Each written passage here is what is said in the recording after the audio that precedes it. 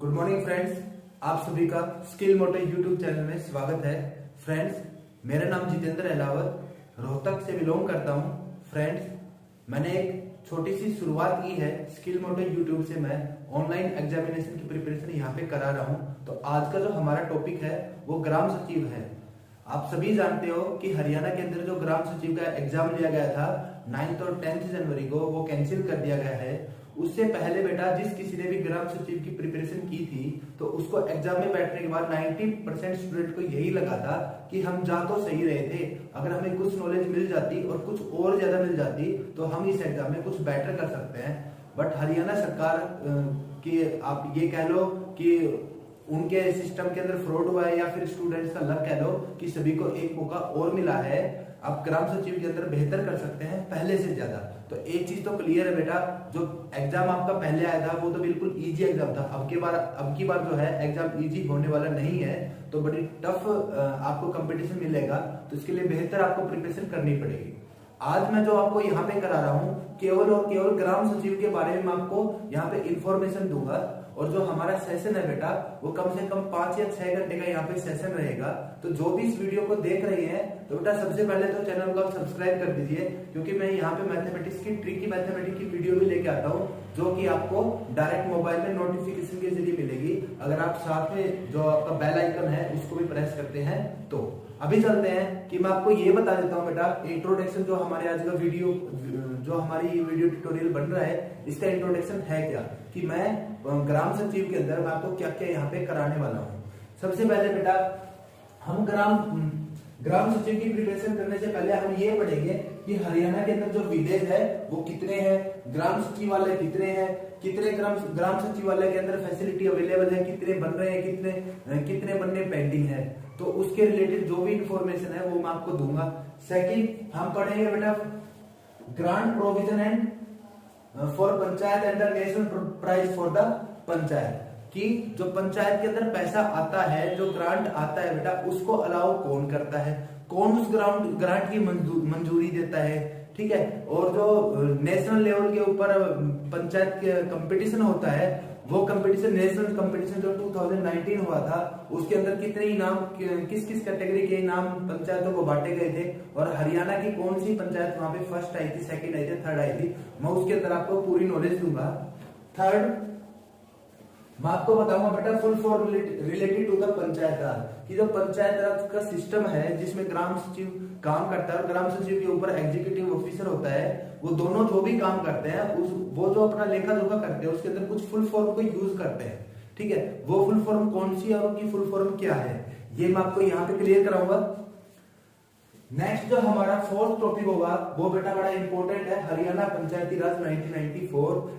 इसके अंदर जो पंचायती राज है कैसे बना, ठीक है, कौन इलेक्शन कराता है, इलेक्शन कराने के लिए अथॉरिटी कौन कौन होती है, उन अथॉरिटी को परमिशन कौन कौन देता है, किस अथॉरिटी की क्या वर्क रिस्पॉन्सिबिलिटी है, वो मैं आपको बताऊंगा। जो पंचायत ग्राम के अंदर एक इलेक्शन होता है, एक सीट रिजर्व होती है या जनरल कैटेगरी होती है, जनरल कैटेगरी की होती है, उसको कौन अलाउ करता है कि ये रिजर्वेशन की सीट है या फिर जनरल कैटेगरी की सीट है, वो भी मैं आपको डिटेल में बताऊंगा, ठीक है। और उसके साथ 1994 के अंदर ग्राम सचिव, वर्क एग्जीक्यूटिव और चीफ एग्जीक्यूटिव ऑफिसर के क्या वर्किंग्स होती है मैं वो भी आपको डिटेल में बताऊंगा, जो कि हमारा बेटा सबसे लास्ट टॉपिक रहेगा। क्योंकि ग्राम सचिव और एग्जीक्यूटिव की एक या दो तो वर्क रिस्पॉन्सिबिलिटी होती नहीं, मैं यहाँ पे कम से कम आपको दोनों की 30 वर्क रिस्पॉन्सिबिलिटी बताऊंगा, जो कि आपके एग्जाम में पूछी जा सकती है, ठीक है।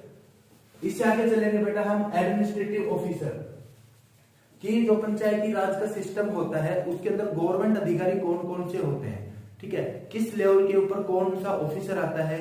लो लेवल के ऊपर आप सभी को पता है कि ग्राम सचिव आता है, उसके ऊपर क्या आपका एग्जीक्यूटिव ऑफिसर आता है, उसके ऊपर कौन होता है, उसके ऊपर कौन होता है, डिप्टी कमिश्नर के ऊपर कौन होता है, ठीक है, स्टेट कमिश्नर होता है, स्टेट कमिश्नर को कौन अलाउ करता है। तो ये सारा जो एडमिनिस्ट्रेटिव सिस्टम है ग्राम पंचायती राज का वो भी मैं आपको इस वीडियो के अंदर बताऊंगा। और बेटा इससे आगे मैं बताऊंगा आपको 6th टॉपिक के ऊपर भारत में पंचायती राज व्यवस्था, कि भारत में जब पंचायती राज व्यवस्था अप्लाई की गई किसने, कौन सी समिति कब लेके आया, किस समिति में क्या समीक्षा की गई, उस समिति को किसने अलाउ किया था कि आप पंचायती राज के बारे में डिस्कवर करें, ठीक है। तो जो पंचायती राज है वो कैसा होना चाहिए उसके बारे में पूरी नॉलेज मैं आपको दूंगा। फिर हम करेंगे बेटा जो पंचायती राज डेवलप हुआ था 73वें संशोधन के कारण हुआ था, जो अधिनियम बोला गया था वो 1992 बोला गया था। ये हर यूट्यूब वाला आपको बता देगा कि 73वें संशोधन के अंदर क्या क्या है, ठीक है, बट कोई भी आपको ये नहीं बताएगा कि उसके साथ 74वां संशोधन भी हुआ था, वही अधिनियम 1992, ये दोनों एक साथ हुए बेटा।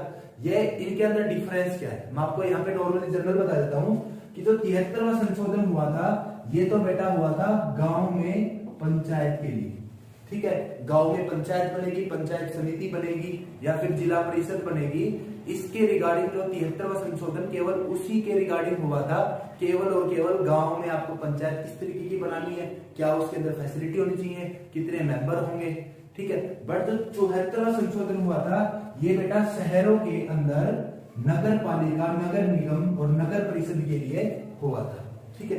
तो इससे रिलेटेड भी आपके क्वेश्चन पूछे जाते हैं क्योंकि ये दोनों बेटा 1992 आर्टिकल के ही पार्ट है, 73वां संशोधन और 74वां संशोधन। तो मैं इस वीडियो के अंदर आपको दोनों आर्टिकल कराऊंगा।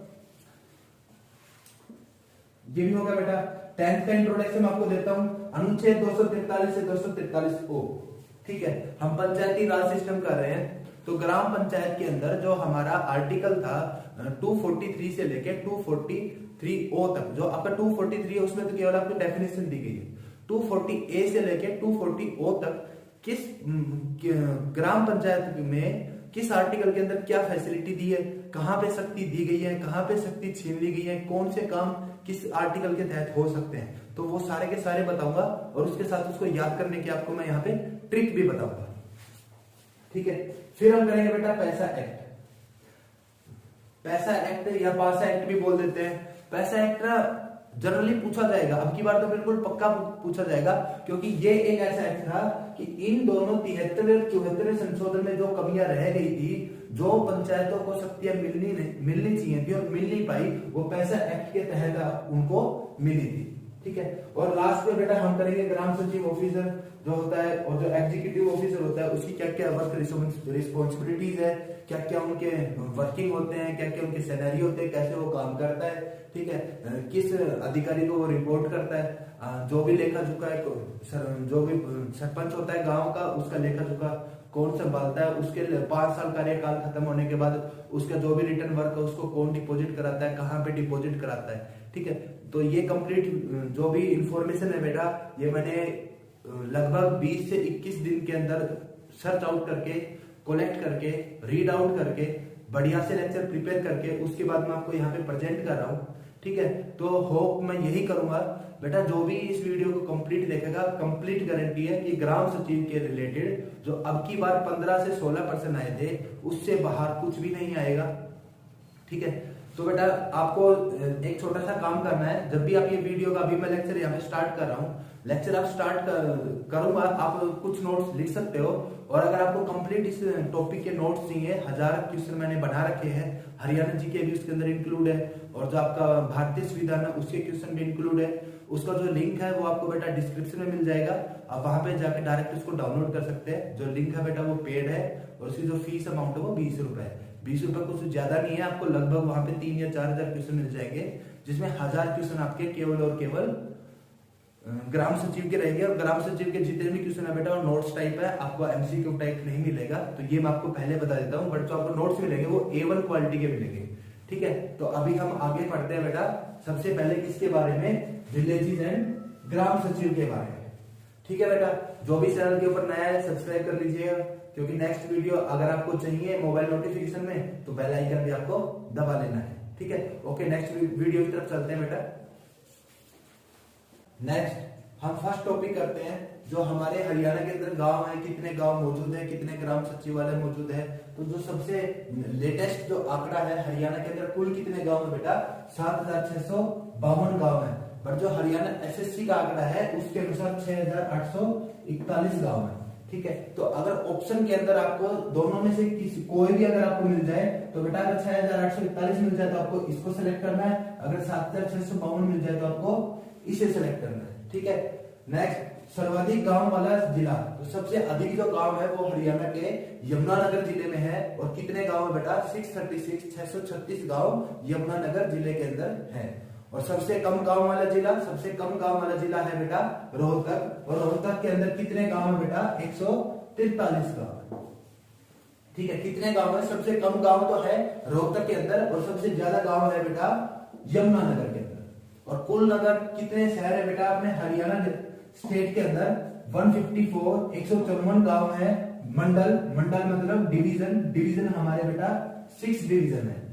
ठीक है, फिर ब्लॉक की बात करते हैं। जो ब्लॉक है अपडेटेड तो बेटा 142 है, और अकॉर्डिंग टू HSSC जो डाटा है वो 141 का है। तो अगर ऑप्शन में अगर आपके पास 141 आएगा तो आपको 141 को सिलेक्ट करना है, अगर आपके पास 142 आए तो आपको 142 को सिलेक्ट करना है। अपकमिंग इलेक्शन, जो हरियाणा में पंचायती राज है उसके जो इलेक्शन होने वाले हैं वो बेटा फरवरी मतलब अगले महीने के अंदर होने वाले हैं, ये बात आपको याद रखनी है। फिर हम बात करते हैं ग्राम सचिवालय की। जो ग्राम सचिवालय के क्लस्टर बनाए गए हैं पहली स्टेज के अंदर पूरे हरियाणा के अंदर 2294, 2294 ये क्या बनाए गए हैं बेटा? ये क्लस्टर बनाए गए हैं। किसके? ग्राम सचिवालय के। ठीक है, हर ग्राम पंचायत, जैसे एक गांव में 2 पंचायत है तो उनके लिए जो ग्राम सचिवालय बनेगा वो एक बनेगा। तो पूरे हरियाणा के अंदर 2 या 3 छोटे छोटे गांव ले लिए, उनके लिए एक ग्राम सचिवालय बना दिया। ठीक है, तो मिलजुल के काम होता है, और यही काम होता है ग्राम सचिव का। मैं आपको थोड़ा सा इंफॉर्मेशन दे देता हूं। जैसे मान लो 2 या 3 गांव इकट्ठे मिले हुए हैं, ठीक है, नियर अबाउट है, छोटी आबादी वाले गांव है, तो उनके लिए एक ग्राम सचिवालय होगा। वो ग्राम सचिव क्या करेगा? तीनों गांव से इंफॉर्मेशन कलेक्ट करके एक जगह रख लेगा। कोई काम कर रहा है कंस्ट्रक्शन का, जो रोटेट हो सकता है काम किसी की मदद से तीनों गांव में, जैसे कोई एक ऐसा काम कर लिया सामूहिक जिससे ना तीनों गांव को फायदा हो गया और काम एक ही करना पड़ा। जैसे मान लो पानी की डिग्गी बना दी, 3 गांव के लिए इकट्ठा बना दी, तो काम तो 3 गांवों के लिए हुआ, बट जो काम है वो केवल एक ही हुआ। ठीक है, तो ये इस तरीके जो प्रारूप बनाना होता है वो किसका काम होता है बेटा? ग्राम सचिव का काम होता है। ठीक है, जो क्लस्टर बनाए गए पूरे हरियाणा के अंदर वो कितने बनाए गए बेटा? 2294 क्लस्टर बनाए गए। ठीक है, सेकंड डिक्लेयर्ड ग्राम सचिवालय। आज की तारीख में जो हरियाणा ने 2294 के अंदर से जो डिक्लेयर किए हैं बनाने के लिए, जो कंस्ट्रक्शन के लिए मंजूरी दी है, वो 1785 ग्राम सचिवालय को दी है। ठीक है, तो याद रखना है जो क्लस्टर है वो तो 2294 है, बनने इतने हैं।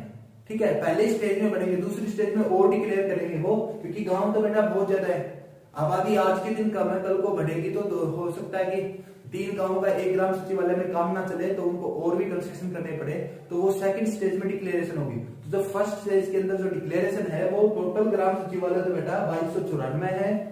ठीक है, और मंजूरी कंस्ट्रक्शन के लिए 1785 को दी गई है। और कितने बनके तैयार हो गए बेटा?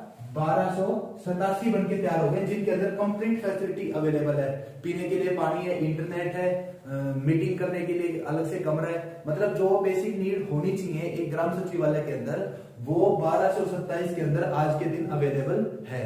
तो पेंडिंग कितने रहते हैं बेटा हरियाणा के पास? 599 और ग्राम सचिवालय को बेसिक फैसिलिटी प्रोवाइड करना पेंडिंग रहता है। ठीक है, तो ये हमारा टॉपिक था। मेन इंपोर्टेंट ये है बेटा ग्राम सचिवालय के क्वेश्चन के लिए।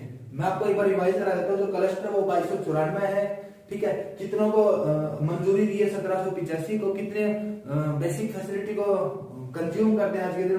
1227 करते हैं। और कितने पेंडिंग है बेटा? 599 पेंडिंग है। ठीक है, अभी हम अपने नेक्स्ट टॉपिक की तरफ चलेंगे। वीडियो में आपको कंटिन्यू बने रहना है। चलिए बेटा नेक्स्ट टॉपिक करते हैं, ग्रांट प्रोवाइडेड।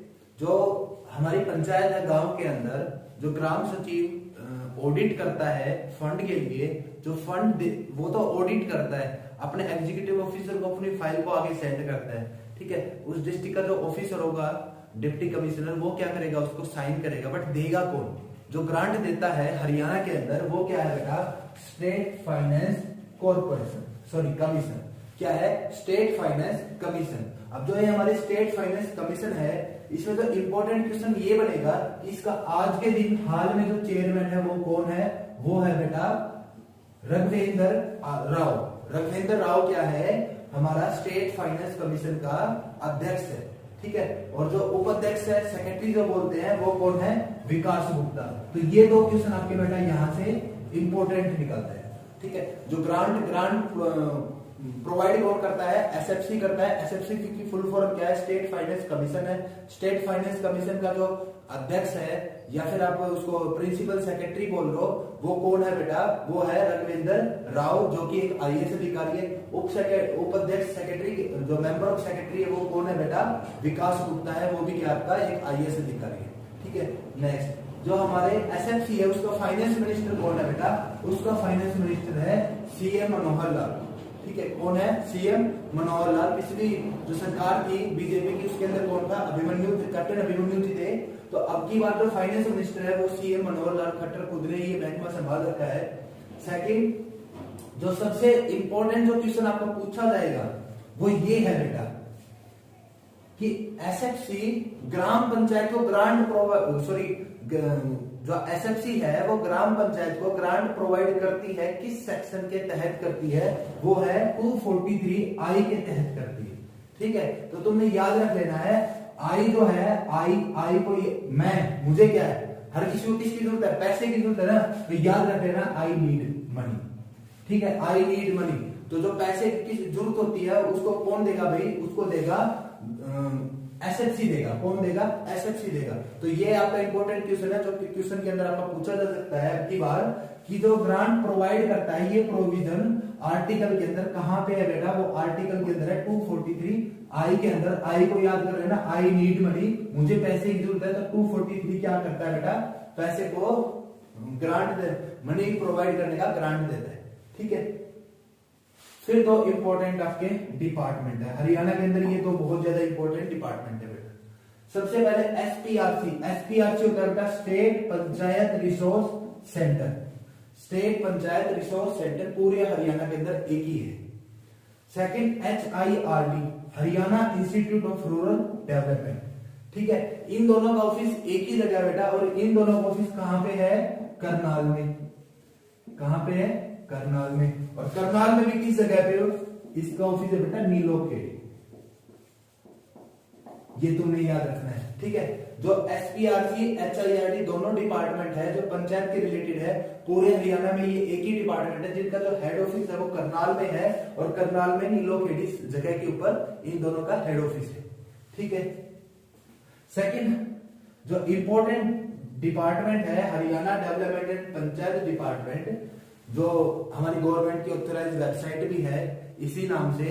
तो इसका जो बेटा अध्यक्ष होता है, जो मेन अध्यक्ष होता है,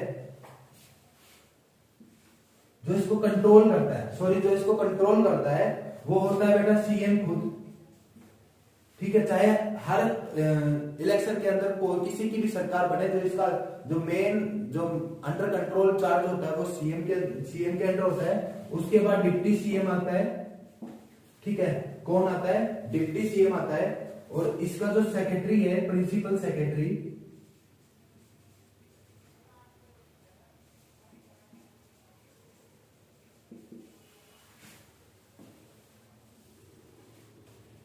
इसका प्रिंसिपल सेक्रेटरी है बेटा श्री सुधीर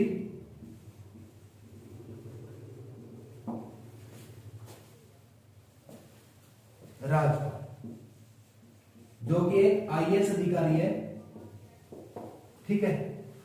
हरियाणा डेवलपमेंट पंचायत का जो अध्यक्ष है, प्रिंसिपल सेक्रेटरी, वो कौन है बेटा? श्री सुधीर राजपाल, जो कि एक आईएएस अधिकारी है। ये क्वेश्चन आपके यहाँ पे आ सकते हैं। यहाँ पे दो क्वेश्चन इंपॉर्टेंट पड़ते हैं। ग्रांट प्रोवाइड कौन करता है? एसएफसी कौन है? स्टेट फाइनेंस कमीशन, ठीक है। कौन कंट्रोल करता है भाई इसको? चीफ मिनिस्टर कंट्रोल करता है, जो कि हमारा जो फाइनेंस मिनिस्टर है वही हमारा चीफ मिनिस्टर, ये क्या इसको कंट्रोल करता है। सेकंड, इसका चेयरमैन कौन है बेटा? रघुवेंद्र राव है, जो कि एक आईएएस अधिकारी है। जो उसका सेक्रेटरी है, उपाध्यक्ष है, वो कौन है? विकास गुप्ता, वो भी एक आईएएस अधिकारी है।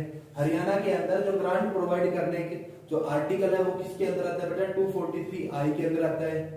एसपीआरसी और HIRD क्या है? दो डिपार्टमेंट है, दोनों पंचायत के रिलेटेड बहुत ज्यादा महत्वपूर्ण डिपार्टमेंट है। दोनों कहां पे है? करनाल में है। करनाल में किस जगह के ऊपर? नीलोखेड़ी जगह के ऊपर। Haryana development and panchayat department जो है वो सीएम के अंडर आता है। सीएम के बाद जो ऑथराइज कमांडिंग होती है वो डिप्टी सीएम देता है। उसके नीचे जो प्रिंसिपल सेक्रेटरी है, प्रिंसिपल सेक्रेटरी कौन है बेटा? श्री सुधीर राजपाल, जो कि आईएएस अधिकारी है। अभी हम अपना नेक्स्ट टॉपिक करेंगे। वीडियो में आपको बने रहना है। अगर इस वीडियो के आपको नोट्स चाहिए जो भी मैंने यहाँ पे प्रिपेयर किए हैं 1000 MCQ only and only for the Gram Sachiv, आप यहाँ पे डिस्क्रिप्शन बॉक्स में जाके डायरेक्ट उसको डाउनलोड कर सकते हो। पहले बता देता हूँ, जो फाइल है वो आपकी चार्जेबल है, चार्ज आपका केवल और केवल 20 रुपए। अभी हम आगे चलते हैं बेटा। चलिए बेटा नेक्स्ट टॉपिक की तरफ चलते हैं। फुल फॉर्म रिलेटेड टू पंचायती राज। जो पंचायती राज के अंदर जो वर्किंग होती है, जो रिटर्न वर्क होता है रिलेटेड टू द ग्राम सचिव एंड द एग्जीक्यूटिव ऑफिसर या फिर चीफ एग्जीक्यूटिव ऑफिसर, जो वर्ड्स स्पेसिफिक वर्ड्स हैं जिनकी फुल फॉर्म वर्किंग के अंदर आती है बेटा, वो मैं आपको यहाँ पे बता रहा हूँ। सबसे पहले है प्रीसॉफ्ट। प्रीसॉफ्ट एक अकाउंटिंग सॉफ्टवेयर है, ऑपरेशन सॉफ्टवेयर है। ये पंचायत के लिए काम करता है। पंचायत अकाउंटिंग के लिए क्या काम करता है बेटा? प्रीसॉफ्ट काम करता है। तो ये फुल फॉर्म है, ये ऑपरेशनल सॉफ्टवेयर है। एमओपीआर, एमओपीआर क्या है बेटा? एम कैपिटल है, ओ स्मॉल है। तो ये एमओ का मतलब होता है मिनिस्ट्री, पीआर का मतलब पंचायती राज के लिए। मिनिस्ट्री ऑफ पंचायती राज आपको इस तरीके से याद करना है, मिनिस्ट्री ऑफ पंचायती राज। ठीक है। थर्ड है MAS. MAS M for module, A for accounting, S for system, module accounting system. PIP, PIP है बेटा आपकी project implementation, AIP annual implementation. ठीक है। P for project, A for annual, ये दोनों मिलती जुलती है बेटा, लास्ट में तो इंप्लीमेंटेशन है। तो आपको इस तरीके से ट्रिक अपनी खुद बना लेनी है। पीआईपी आपका प्रोजेक्ट इंप्लीमेंटेशन, एआईपी आपका एनुअल इंप्लीमेंटेशन। थर्ड है IEC. IEC information education and the communication, जो कि हर पंचायत के अंदर इसकी नेसेसिटी होती है। फिर पीआरआई, पंचायती राज इंस्टीट्यूशन, मोस्ट इंपोर्टेंट है बेटा पीआरआई। पीआरआई क्या आपका मोस्ट इंपोर्टेंट है, और आपका एमओपीआर भी इंपोर्टेंट है। और क्वेश्चन में आपको ये पूछ लेगा विच software is used for the Panchayati account, तो आपको क्या बताना है? प्रीसॉफ्ट। प्रीसॉफ्ट एक ऑपरेशनल सॉफ्टवेयर है जो कि पंचायत अकाउंटिंग के लिए काम आता है। ठीक है। पीआरआई इंपोर्टेंट है, पीआरआई पंचायत राज इंस्टीट्यूशन। फिर इंपोर्टेंट है बेटा आरजीएसए, बहुत ज्यादा इंपोर्टेंट है। ये समझ लो कि मोस्ट इंपोर्टेंट फुल फॉर्म है जितनी भी लिखी हुई है उनसे। R for Rashtriya, G for Gram, S for Swaraj, A for Abhiyan. ठीक है। राष्ट्रीय ग्राम स्वराज अभियान ये सेंट्रल गवर्नमेंट के द्वारा मिशन लॉन्च किया गया था। आरजीएसए जो भी आज के दिन भी चल रहा है। ठीक है। तो आरजीएसए क्या है बेटा? राष्ट्रीय ग्राम स्वराज अभियान। फिर इंपॉर्टेंट है बेटा डे, NRLYN। ठीक है। DAY, D for Deendayal, A for Antyodaya, Y for Yojana. ये जो योजना थी दीनदयाल अंत्योदय योजना सेंट्रल गवर्नमेंट के द्वारा रन की गई थी। ठीक है। दीनदयाल अंत्योदय योजना। NRLM, N for national, R for rural, L for livelihoods, M for mission. ठीक है। तो आपको बेटा ये भी याद करना बहुत ज्यादा इंपॉर्टेंट है। डे, NRLM दीनदयाल अंत्योदय योजना, डे फॉर दीनदयाल अंत्योदय योजना, और NRLM का मतलब बेटा नेशनल रूरल लाइवलीहुड मिशन। ठीक है। फिर है बेटा H, ये भी इंपॉर्टेंट है फीमेल्स के लिए। SHG वो जो आपका वुमेन सुपरवाइजर का जो फीमेल सुपरवाइजर का एग्जाम होगा उसके अंदर भी पूछा जा सकता है, ग्राम सचिव में भी पूछा जा सकता है। What is SHG? Self helping group for the women's. जो वुमेन्स के लिए जो सेल्फ हेल्पिंग ग्रुप है उसको SHG बोलते हैं। ठीक है। फिर है GPDP। GPDP Gram Panchayat development plan. ठीक है। GPDP ये भी आपका इंपॉर्टेंट है।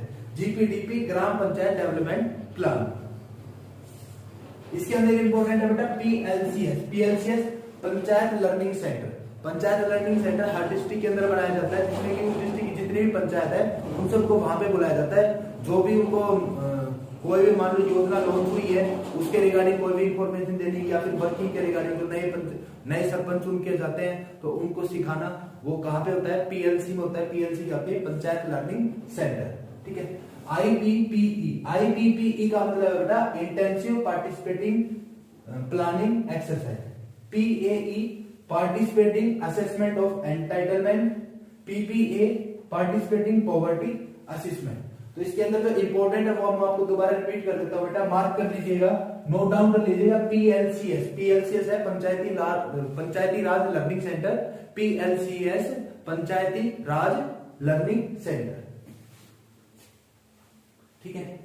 फिर है बेटा आपकी इंपॉर्टेंट प्रीसॉफ्ट क्या है, एक सॉफ्टवेयर है, ऑपरेशन सॉफ्टवेयर जो कि पंचायत अकाउंटिंग के लिए काम आता है। एमओपीआर क्या है, मिनिस्ट्री ऑफ पंचायती राज, ये एक महकमा है बेटा, ये क्या है, महकमा, डिपार्टमेंट बोल सकते हो, ये क्या है, डिपार्टमेंट है, ठीक है। PRI Panchayat Raj institution, SHG self helping group for movements, IEC information education and the communication, RGSA बहुत ज्यादा इंपॉर्टेंट, राष्ट्रीय ग्राम स्वराज अभियान, राष्ट्रीय ग्राम स्वराज अभियान, दीनदयाल अंत्योदय योजना, याद रख लेना, शुरू का याद रख लो, पीछे का तो बेटा तुम अपने आप भी कर लोगे, कोई जरूरत नहीं है, क्योंकि उसमें शुरू के जो फर्स्ट 3 वर्ड्स होते हैं वही आपके डिफरेंट होते हैं। Deendayal Antyodaya Yojana, national rural livelihood mission, GPDP, Gram Panchayat development plan, okay. अभी बेटा हम नेक्स्ट टॉपिक की तरफ चलेंगे, वीडियो में आप बने रहिएगा, कंटिन्यूटी आपका 4 से 5 घंटे का जो भी सेशन बनेगा, मुझे नहीं पता कितनी देर का बनेगा, बट आपको ये वीडियो कंप्लीट देखना है, ठीक है। अगर आपको इसके नोट्स चाहिए तो आप नीचे लिंक में जाके डाउनलोड कर सकते हैं। अभी हम नेक्स्ट टॉपिक की तरफ चलते हैं। चलिए स्टूडेंट्स, नेक्स्ट टॉपिक की तरफ हम चलते हैं, राष्ट्रीय पुरस्कार 2019, जो ग्राम पंचायती राज के लिए राष्ट्रीय पुरस्कार 2019 के अंदर जो सम्मेलन आयोजित किया गया था, सबसे पहले वो कहां पे किया गया था बेटा, वो किया गया था नई दिल्ली के अंदर, ठीक है। कहां पे किया गया था, नई दिल्ली के अंदर। अब ये कब किया गया था, ये किया गया था बेटा 23 अक्टूबर 2019 को। कब किया गया था, 23 अक्टूबर 2019 को क्या आयोजित किया गया था, ग्राम पंचायती राज राष्ट्रीय पुरस्कार। अब इस पुरस्कार का आयोजन किसने किया था, इस पुरस्कार का आयोजन किया था बेटा पंचायत मंत्रालय ने, जो कि सेंट्रल गवर्नमेंट के अंदर काम करता है। किसने किया था, पंचायत मंत्रालय ने किया था। कब किया था, 23 अक्टूबर 2019 को। और क्या था बेटा, ये ग्राम पंचायती राष्ट्रीय पुरस्कार 2019। इसके अंदर तो थीम थी, जो इनका मोटो था वो क्या था, जल शक्ति अभियान, ठीक है। क्या था, जल शक्ति अभियान, जल को बचाना, ठीक है, जल का सही उपयोग करना, इस तरीके के जो कंसेप्ट थे वो इस अभियान के अंदर थे। तो जो इनका मेन थीम था वो क्या था, जल शक्ति अभियान। इसको जो इसका चीफ गेस्ट था वो कौन था बेटा, इनका पंचायती राज मंत्रालय का मंत्री नरेंद्र सिंह तोमर, ठीक है। तो कौन मंत्री है बेटा, एक क्वेश्चन तो आपका यहां से बन गया कि पंचायती राज मंत्रालय जो सेंट्रल गवर्नमेंट के अंदर काम करता है उसका मंत्री कौन है, उसका मंत्री है नरेंद्र सिंह तोमर। राष्ट्रीय पुरस्कार 2019 कब आयोजित किया गया था, 23 अक्टूबर 2019 को। उसके कहां पे आयोजित किया गया था, नई दिल्ली में। उसकी थीम क्या थी, उसकी थीम थी बेटा जल शक्ति अभियान, ठीक है। तो उसके अंदर बेटा पुरस्कार बांटे गए थे, अलग अलग तरीके 5 या 6 पुरस्कार बांटे गए थे। उन पुरस्कार के अंदर कौन विजेता रहा, किसकी क्या पोजीशन है, वो अब हम यहाँ पे पढ़ेंगे। तो जो सबसे पहले पुरस्कार था वो था बेटा बाल हितैषी ग्राम पंचायत पुरस्कार, ठीक है। क्या पुरस्कार था, बाल हितैषी ग्राम पंचायत पुरस्कार। अब ध्यान से सुनिएगा, ये जो पुरस्कार है ये पहले नहीं था 2019 से पहले, 2028 में इस नाम से कोई पुरस्कार था ही नहीं। ये पुरस्कार पहली बार बना था 1 मार्च 2019 को। तो ये क्वेश्चन आ सकता है कि 1 मार्च 2019 को कौन सा पुरस्कार श्रेणी में आया, ठीक है, पंचायत राज मंत्रालय की श्रेणी में आया बाल हितैषी ग्राम पंचायत पुरस्कार। कब बना बेटा, ये 1 मार्च 2019 को। और जो अक्टूबर के अंदर जो राष्ट्रीय सम्मेलन हुआ उसके अंदर इस किताब को जीतने वाला जो हमारा राज्य है वो राज्य नहीं है, वो क्या है बेटा, केंद्र शासित प्रदेश अंडमान एंड निकोबार। इसकी रैंक आई थी बेटा पहली। और उसके बाद जो रैंक दूसरी आई थी वो आंध्र प्रदेश की आई थी। कौन सी आई थी, आंध्र प्रदेश की।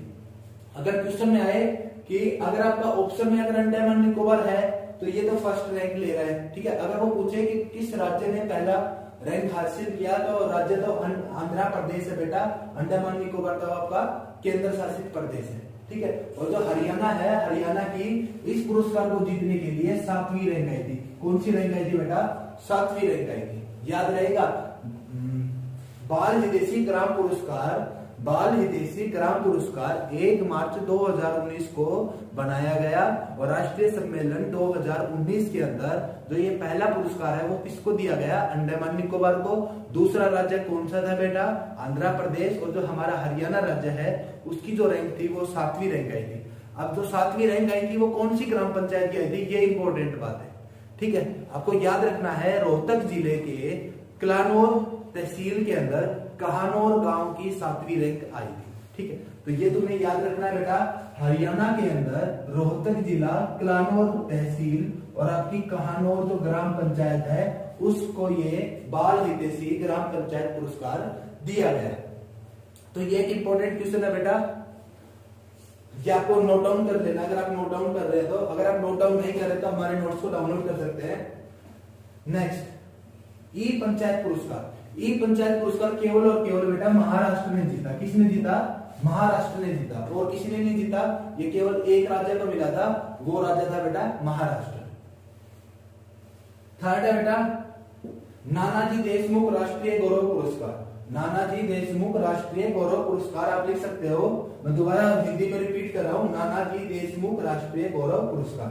अब जो इसके अंदर रैंक 1 आई थी वो आंध्र प्रदेश की आई थी, और जो 5वीं रैंक आई थी वो हरियाणा की आई थी बेटा। हरियाणा में कौन सी ग्राम पंचायत की आई थी? हरियाणा के अंदर यमुनानगर जिला, ठीक है, राठौर तहसील में खोर्दवान ग्राम पंचायत की रैंक आई थी, कौन सी? 5वीं रैंक आई थी। ठीक है, और कौन से पुरस्कार में आई थी? नानाजी देशमुख राष्ट्रीय गौरव पुरस्कार 2019। नानाजी देशमुख राष्ट्रीय पुरस्कार 2019 हरियाणा राज्य के अंदर यमुनानगर जिला, राठौर तहसील और खुर्दवान ग्राम पंचायत को 5वीं रैंक इस पुरस्कार में दी गई। ये आपने नोट डाउन कर लेना है और याद रखना है। ठीक है, नेक्स्ट करते हैं बेटा दीनदयाल उपाध्याय पंचायत सशक्तिकरण। दीनदयाल उपाध्याय पंचायत सशक्तिकरण, इसको जो इसके अंदर जो पहली रैंक थी वो आंध्र प्रदेश को मिली बेटा, और 7वीं रैंक किसको मिली? हरियाणा के अंदर मिली। और हरियाणा के अंदर 7वीं रैंक के अंदर 6 ग्राम पंचायतों को क्या किया गया था? यहाँ पे शामिल किया गया था। ठीक है, तो यहाँ पे 6 की 6 पंचायत आपसे नहीं पूछेगा, कोई एक पंचायत होती तो शायद किसी एग्जामिनर आपसे पूछ भी लेता, तो हमें केवल इतना याद रखना है। या अगर क्वेश्चन में अगर इस तरीके से पूछ रहे कि हरियाणा की कितनी ग्राम पंचायत है इस पुरस्कार को जीतने में, इस पुरस्कार को उन्होंने जीता, तो कितनों ने जीता था? 6 ग्राम पंचायतों ने ये जो आपका दीनदयाल उपाध्याय पंचायत सशक्तिकरण है इस पुरस्कार को जीता था। नेक्स्ट है बेटा ग्राम पंचायत विकास योजना। ये सबसे बड़ा पुरस्कार है, इसमें केवल तीन रैंक है, केवल 3 राज्यों को दिया गया। जो पहला राज्य था केरल, दूसरा कर्नाटक, तीसरा आंध्र प्रदेश। ठीक है, केरल, कर्नाटक और आंध्र प्रदेश। पहले नंबर पे केरल, दूसरे नंबर पे आपका कर्नाटक, तीसरे नंबर पे आपका आंध्र प्रदेश। तो ये 5 पुरस्कार हैं, केवल यही 5 पुरस्कार है बेटा, इसके अलावा कोई पुरस्कार वहां पे नहीं बांटे गए।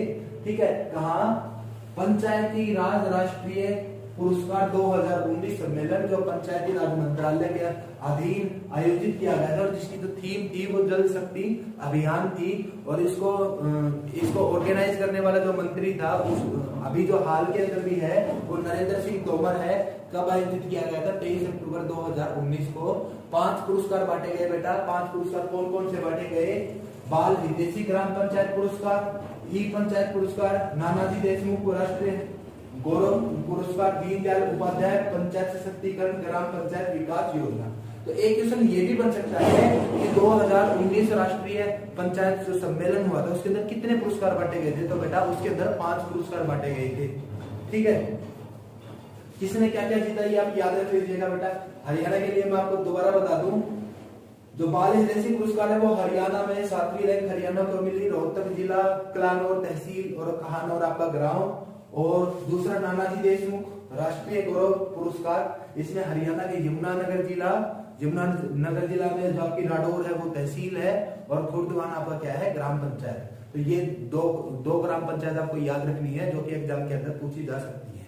ठीक है बेटा, अभी हम आगे चलते हैं, वीडियो में आपको कंटिन्यू बने रहना है। अंत तक हमारा जो सेशन है वो बड़ा मस्त होने वाला है। अभी हम पंचायती राज का जो एक्ट था 1994 उसको करेंगे बेटा।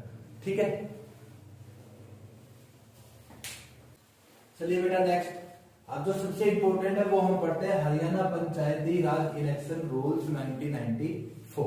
जो 1994 के अंदर हरियाणा राज्य के अंदर जो पंचायती राज लागू किया गया उसका जो अधिनियम पास हुआ था उसके अंदर क्या क्या डिस्क्राइब कर रखा था उसे हमें बेटा यहाँ पे डिटेल के अंदर पढ़ना है। सबसे पहले ये जो था बेटा, ये आपका अधिनियम कब आया था? 1994 के अंदर आया था। कब आया था? 1994 के अंदर आया था। इसके अंदर जो सबसे पहले जो हम एडमिनिस्ट्रेटिव ऑफिसर्स की बात करते हैं कि कौन कौन से एडमिनिस्ट्रेटिव ऑफिसर यहाँ पे काम करते हैं। सबसे पहले ब्लॉक इलेक्शन ऑफिसर, इसको शॉर्ट फॉर्म में बोलेंगे बेटा बीईओ। ठीक है, बीडीओ अलग होता है ब्लॉक डेवलपमेंट ऑफिसर, और बीईओ अलग होता है ब्लॉक इलेक्शन ऑफिसर। ठीक है, ये जो ब्लॉक इलेक्शन ऑफिसर होता है ये किसके लिए होता है बेटा? ये एक पंचायत के लिए एक होता है। क्या होता है ये? एक पंचायत के लिए एक होता है ब्लॉक इलेक्शन ऑफिसर, याद रहेगा। अब इस ऑफिसर का काम क्या होता है?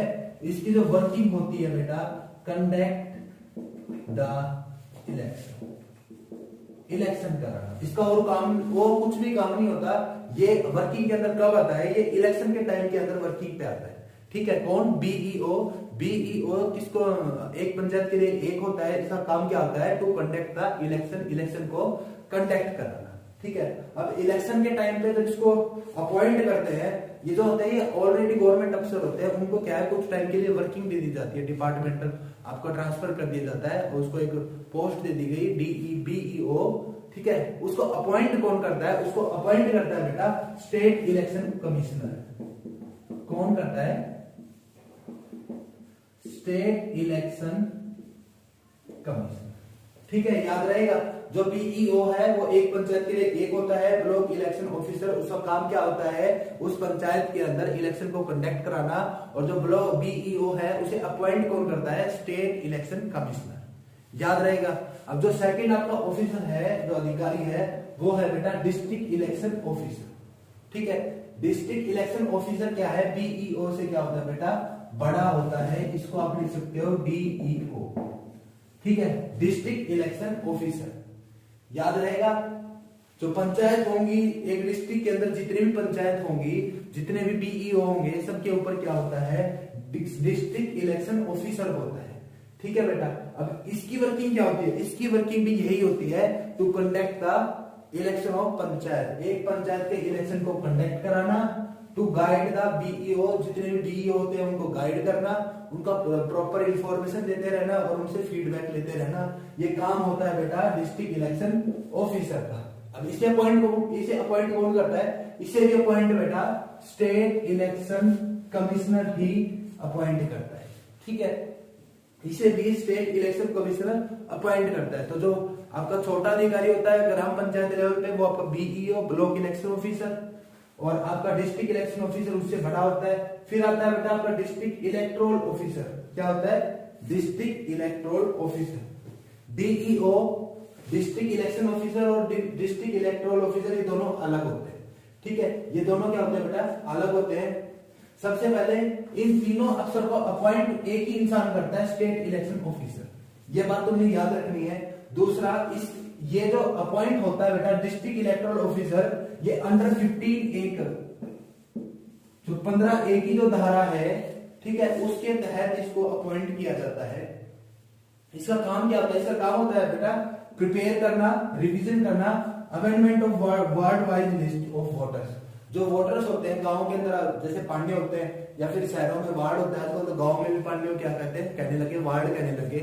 ठीक है, तो जितने भी वार्ड होते हैं, वार्ड वाइज या फिर बूथ वाइज कह लो, जितने भी आपकी लिस्ट होती है वोटर्स की, उनको मेंटेन करना। ठीक है, उनको रिवाइज करना, कहीं कोई वोट कटा हो या फिर कोई नया आया तो उसको ऐड करना, कोई छोड़ के चला गया तो उसका नाम वोट लिस्ट से काट करना। ये जो सारा काम होता है ये आपका डिस्ट्रिक्ट इलेक्टोरल ऑफिसर का होता है। ठीक है, याद रहेगा।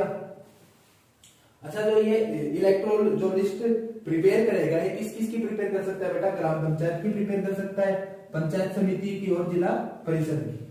ठीक है, तो गांव में तो त्रिस्तरीय पंचायती राज सिस्टम होता है, आप सभी जानते हो, सबने बहुत पहले प्रिपरेशन कर ली होगी। जो ग्राम पंचायती राज है वो त्रिस्तरीय होता है, ग्राम पंचायत होती है, पंचायत समिति होती है और आपका जिला परिषद होता है। ठीक है, तो ये इन तीनों की जो है वार्ड वाइज लिस्ट प्रिपेयर कर सकता है। ये नहीं कर सकता नहीं बेटा, ये इसका ही काम होता है और कोई कर ही नहीं सकता। ठीक है, फोर्थ एक इंपॉर्टेंट टर्म है panchayat. Panchayat means the institution of self government. जो पंचायत है ना वो सेल्फ गवर्नमेंट, मतलब स्थानीय लोगों की खुद की सरकार होती है पंचायत। ठीक है, ये जो स्टेटमेंट है ये कहां पे दी गई है? ये 243B के अंदर दी गई है, जबकि सॉरी जो आपका आर्टिकल है 243 से लेकर 243O तक, उसके अंदर जो 243B है उसके अंदर क्या लिखा गया है, जो पंचायत है ना वो स्थानीय स्वशासन है। ठीक है, तो यहाँ पे मैं आपको एक इंपॉर्टेंट से फैक्ट बताता हूँ। सभी जानते हैं कि भारत का राष्ट्रपति सबसे उच्च होता है।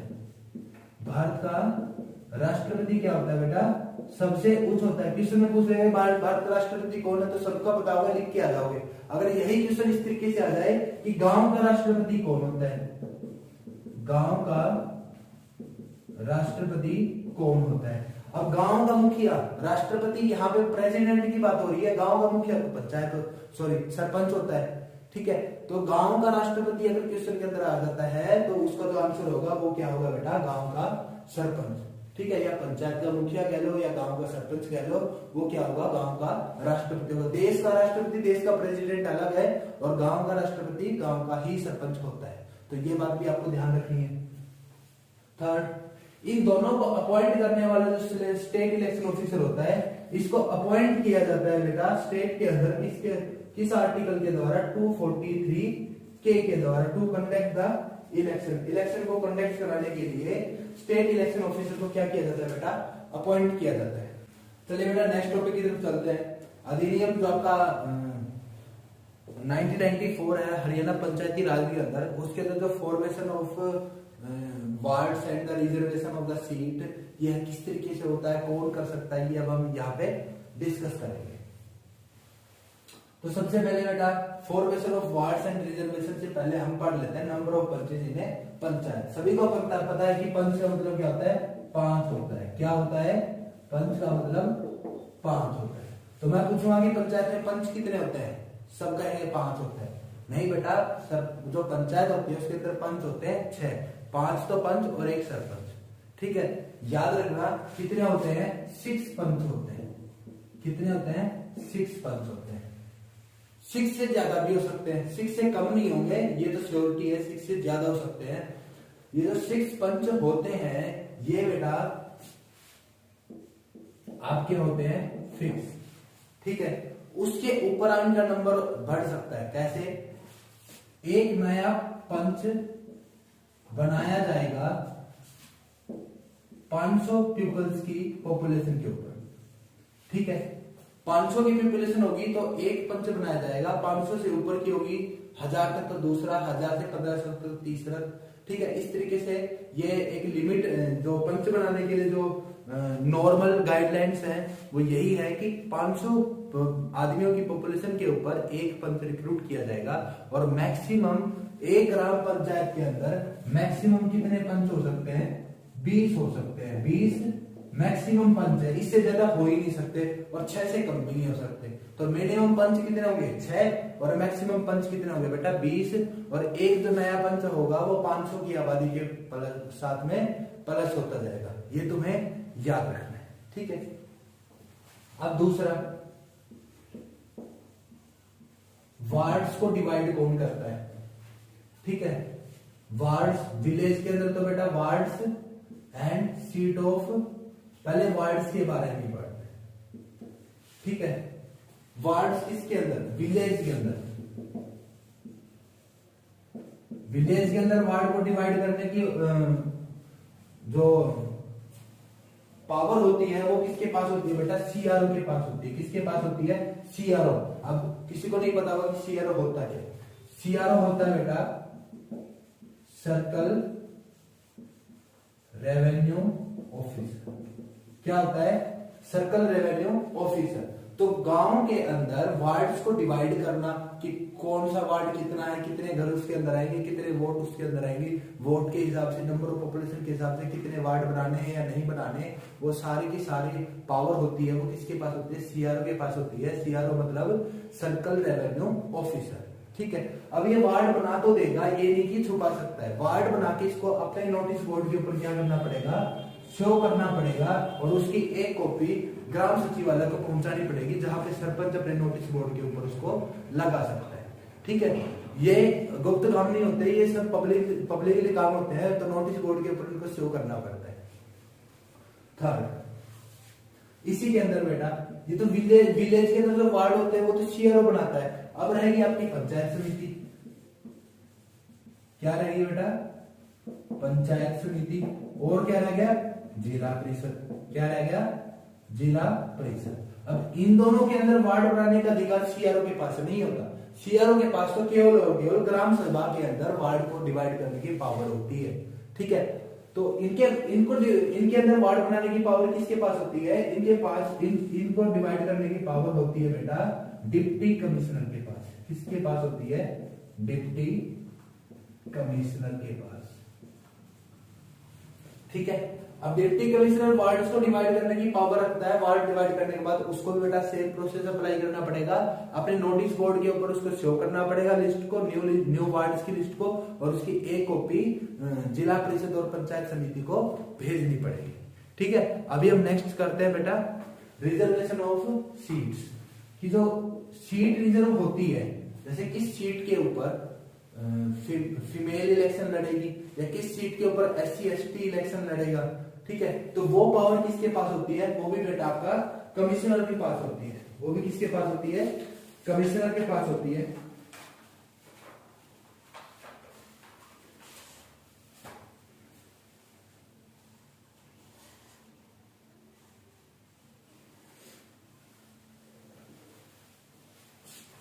एक मिनट, मैं थोड़ा रफ कर देता हूं बेटा ताकि तुम्हें अच्छे से बता सकूं।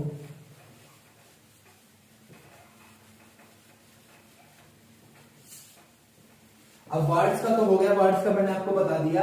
जो वार्ड्स है विलेज के अंदर तो सीआरओ डिवाइड करता है, और पंचायत समिति और जिला परिषद में कौन डिवाइड करता है बेटा? Deputy commissioner. अब जो रिजर्वेशन होता है सीट का रिजर्वेशन, कि वो सीट किसको दी जाए?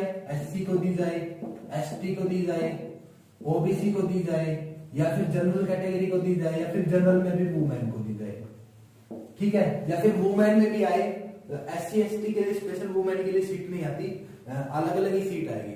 ठीक है, तो वुमेन ओपन वुमेन हो सकती है, किसी भी कास्ट की हो सकती है। तो उस सीट को डिसाइड करना कि ये सीट अब की बार किस कैटेगरी को दी जाएगी, तो वो जो डिसीजन होता है वो किसका होता है बेटा? वो डिसीजन होता है डिप्टी कमिश्नर का। किसका होता है? Deputy commissioner. एक अधिकारी और है जिसके पास ये पावर होती है, वो है SDO। क्या बेटा? SDO। और SDO भी कौन सा? सिविल कैटेगरी, सिविल नॉर्मल, जो सिविलियन के लिए SDO। ठीक है, तो दो अधिकारी हैं जिनके पास पावर होती है सीट को रिजर्व करने की। ठीक है बेटा, अब जो सीट रिजर्व की जाती है वो भी 3 अलग अलग कैटेगरी में डिवाइड की जाती है। जैसे त्रिस्तरीय हमारा पंचायती राज है, विलेज के लिए कौन करेगा?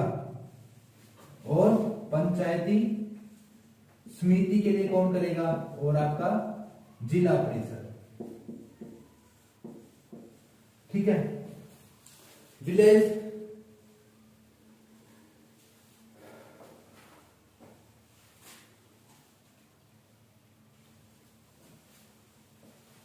विलेज के लिए तो करेगा बेटा आपका SDO। ठीक है, पंचायत समिति के लिए करेगा एडिशनल डिप्टी कमिश्नर, और जिला परिषद के लिए करेगा बेटा डिप्टी कमिश्नर। ठीक है, ये बात याद रहेगी आपको। जो सीट का रिजर्वेशन का हक होता है, सीट को रिजर्व करना, वो जो पावर होती है वो 2 इंसान के पास होती है। SDO सिविलियन के लिए, और SC ST OBC general category women की सीट किसको देनी है? एक इंसान के पास और पावर होती है, वो कौन होता है? Deputy commissioner. विलेज के अंदर जो सीट होती है वो SDO सिविलियन का SDO को वो डिवाइड करेगा। पंचायत समिति में एडिशनल डिप्टी कमिश्नर, और जिला परिषद में बेटा आपका डिप्टी कमिश्नर। इन इंसानों के पास क्या होती है? सीट को रिजर्व करने का राइट होता है। ठीक है, ये मन चाहे तो हर बार एक ही सीट को जनरल कैटेगरी को दे सकते हैं, और ये चाहे तो हर जो सीट है वो हर बार SC ST को दे सकते हैं, फिर हर बार किसी वुमेन को दे सकते हैं। ठीक है, अभी वीडियो में आपको कंटिन्यू बने रहना है। अगर आपको इसके नोट्स चाहिए तो बेटा आप डिस्क्रिप्शन लिंक में डाउनलोड कर सकते हो, आपको डायरेक्ट डाउनलोड हो जाएंगे नोट्स। पहले बता दो बेटा, नोट्स पेबल है, 20 रुपए की अमाउंट, कोई बड़ी अमाउंट नहीं है। आप उनको डाउनलोड करके बहुत अच्छी प्रिपरेशन कर सकते हो। ठीक है, अभी हम आगे चलते हैं बेटा। नेक्स्ट हम इलेक्शन जो एडमिनिस्ट्रेटिव जो हमारे जो अफसर्स होते हैं, जो आपका एईओ हो गया या फिर डीईओ हो गया या फिर स्टेट इलेक्शन कमिश्नर हो गया, ये सब जो ऑफिसर होते हैं इनमें बेटा एक ऑफिसर और होता है रिटर्निंग ऑफिसर। क्या होता है? Returning officer. ये भी जो ऑफिसर होता है बेटा, ये रेगुलर ग्रेड 2 का ऑफिसर होता है। रेगुलर ग्रेड 2 से नीचे का नहीं होगा। 1 का हो सकता है, सी का नहीं होगा, 1 का हो सकता है, 2 का हो सकता है, सी या डी ग्रुप में से कोई अधिकारी नहीं होगा रिटर्निंग ऑफिसर। अब जो रिटर्निंग ऑफिसर होता है, इसके नीचे एक इंसान और काम करता है बेटा, उसको बोलते हैं असिस्टेंट रिटर्निंग ऑफिसर।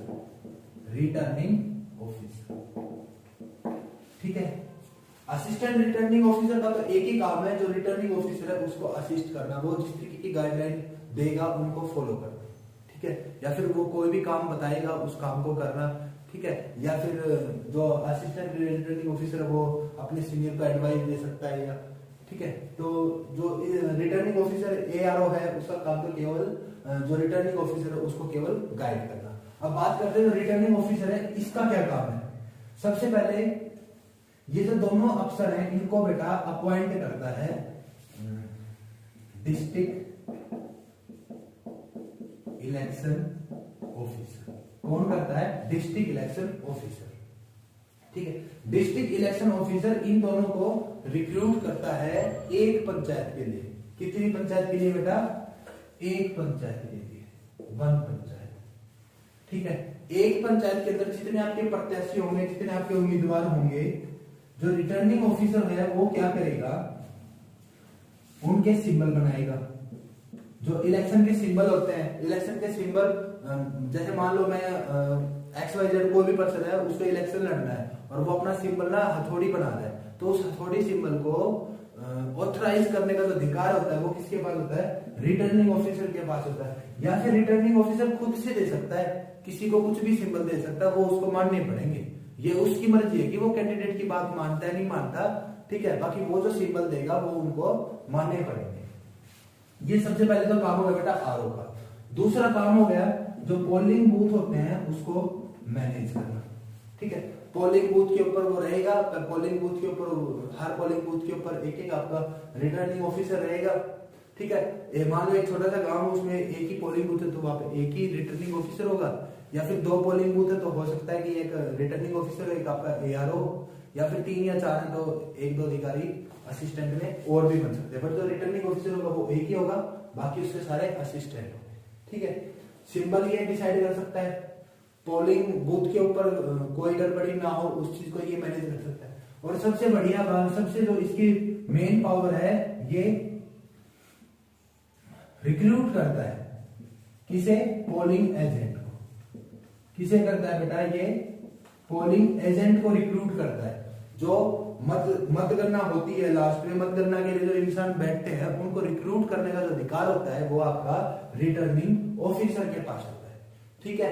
तो जो हमारा इलेक्शन एडमिनिस्ट्रेशन है, जो हमारा एक्ट है हरियाणा पंचायती राज इलेक्शन अधिनियम 1994, ये हमारा बेटा कंप्लीट हो चुका है।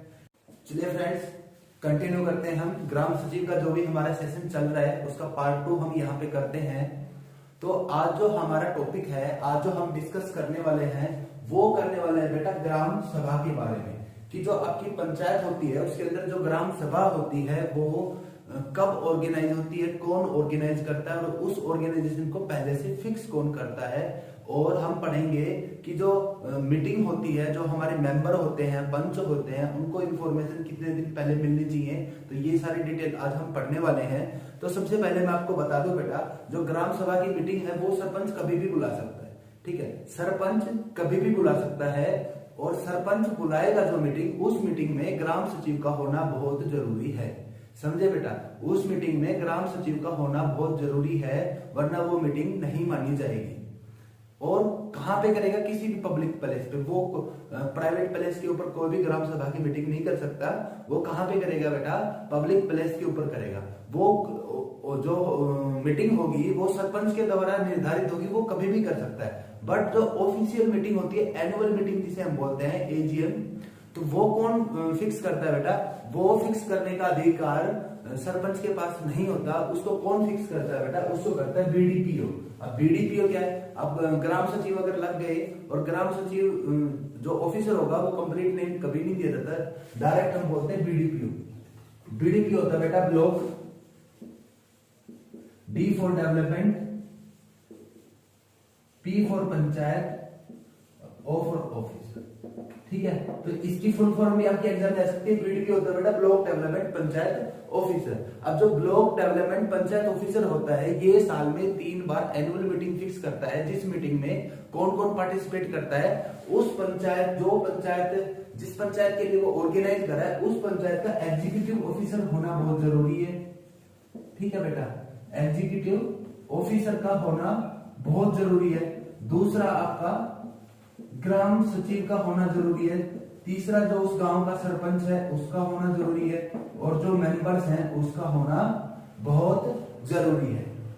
ठीक है, और इनको सबको सुपरवाइज, ये सभी जो भी मीटिंग होती है वो किसकी देखरेख में होती है बेटा? वो बीडीपीओ ऑफिसर की देखरेख में होती है। ठीक है, और साल में ये 3 बार ऑर्गेनाइज होती है according to the law of 1994। और ये कब कब होती है बेटा?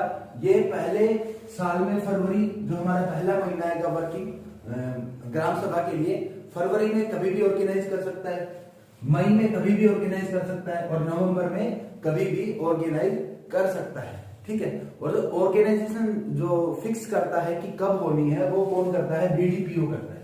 ठीक है, अब बीडीपीओ ने जो मीटिंग है एनुअल मीटिंग वो फिक्स तो कर दी, उसका नोटिस वो अगर 15 दिन से ज्यादा, कम से कम 15 दिन का उसके पास टाइम नोटिस देता है वो किसी भी ग्राम मेंबर को या फिर ग्राम सचिव को या फिर सरपंच को, कि मान लो 20 तारीख को मीटिंग है तो 5 तारीख को नोटिस रिलीज कर देगा।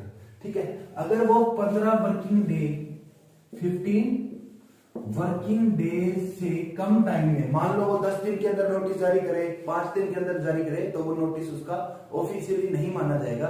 वैसे सरपंच मान सकता है और मीटिंग को ऑर्गेनाइज सब मिलकर कर सकते हैं, बट ऑफिशियली जो नोटिस है वो 15 दिन से अगर कम टाइम में वो देगा तो वो ऑफिशियली नहीं माना जाएगा। ठीक है, अब जो मीटिंग होगी उसकी जो सूचना है बीडीपीओ को अपने ऑफिस में नोटिस बोर्ड के ऊपर डिस्प्ले करनी पड़ेगी कब वो ऑर्गेनाइज कर रहा है। ठीक है, अब जो ग्राम सचिव की जो ऑफिशियल एजीएम मीटिंग करता है, एनुअल ग्रीटिंग मीटिंग, ठीक है, इसके अंदर क्या डिस्कशन ये लोग करते हैं?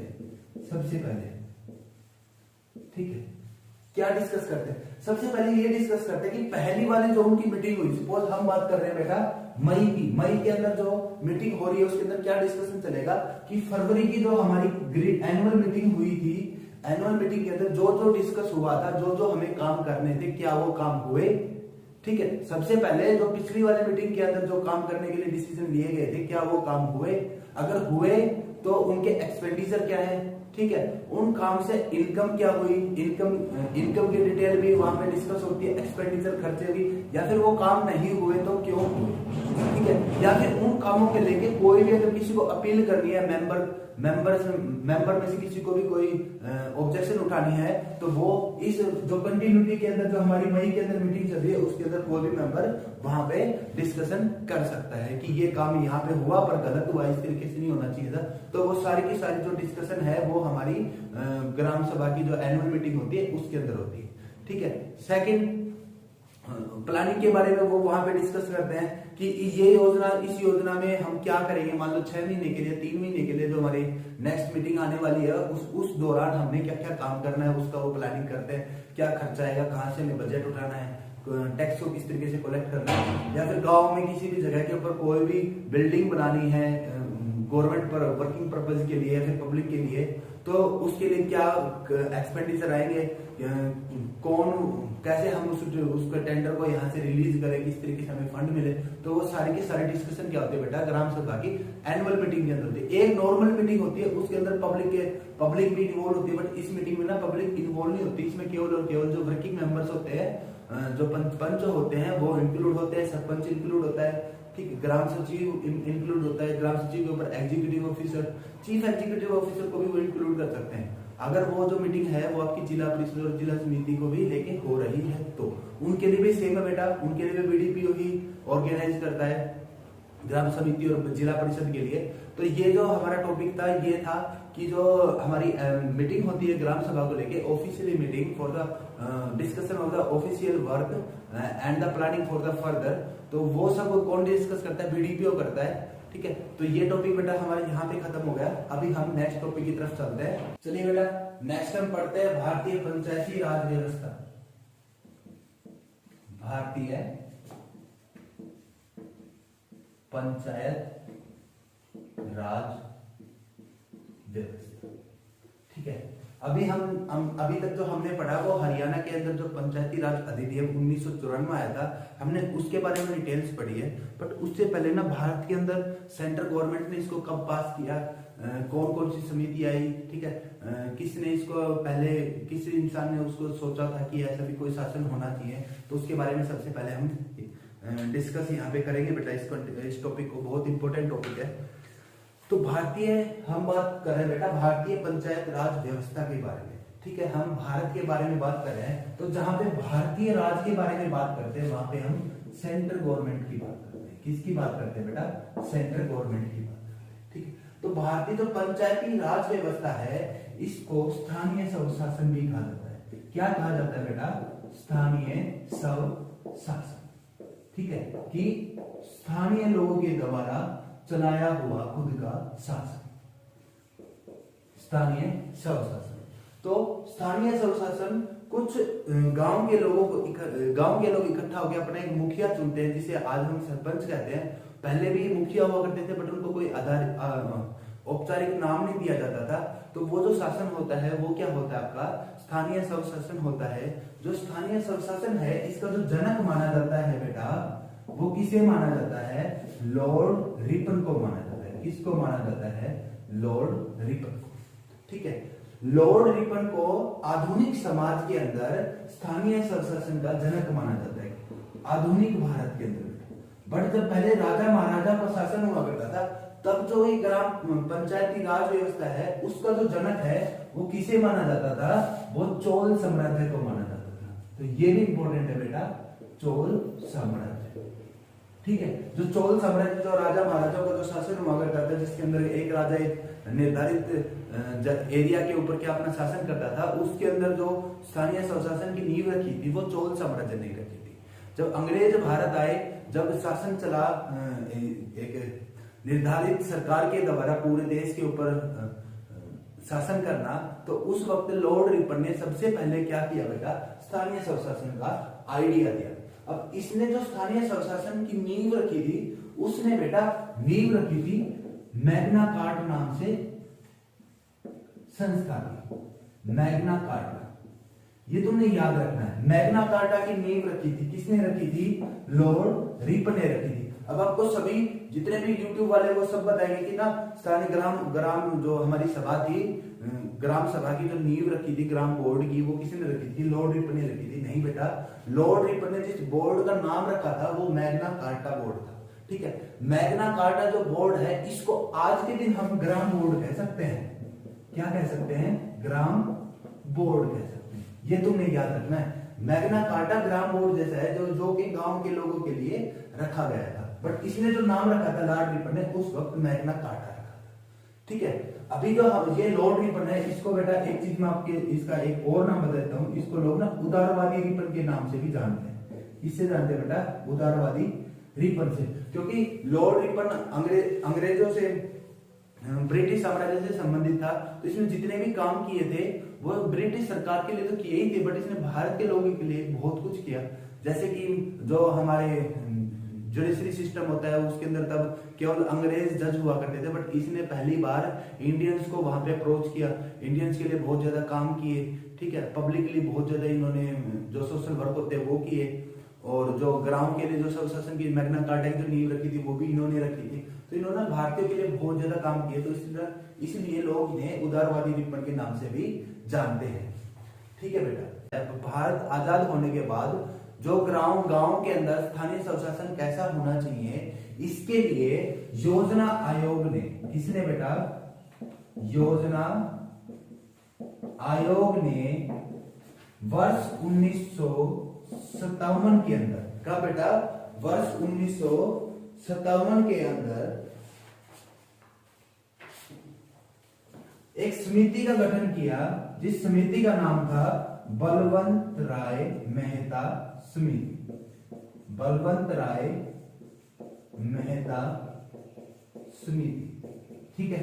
ये तुमने याद रखना है बेटा, जो किसने किया था बलवंत राय मेहता समिति का गठन, उसको जो मंजूरी दी थी गांव में जाके समीक्षा करने की, वो योजना आयोग ने दी थी। और कब दी थी बेटा? 1957 के अंदर दी थी। और उस वक्त जो हमारे तत्कालीन प्रधानमंत्री थे वो थे बेटा पंडित जवाहरलाल नेहरू, ठीक है। ये भी तुमने याद रखना है।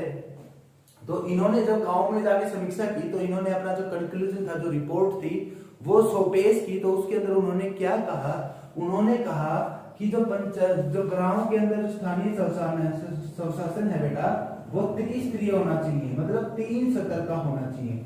जो पहला स्तर है वो आपका ग्राम सभा, ग्राम पंचायत, दूसरा जो स्तर है वो आपका पंचायत समिति, और तीसरा आपका जिला परिषद। ये जो तीनों स्तर हैं वो पहली बार किसने इसका सुजेशन दिया था? वो दिया था बेटा बलवंत राय मेहता समिति ने।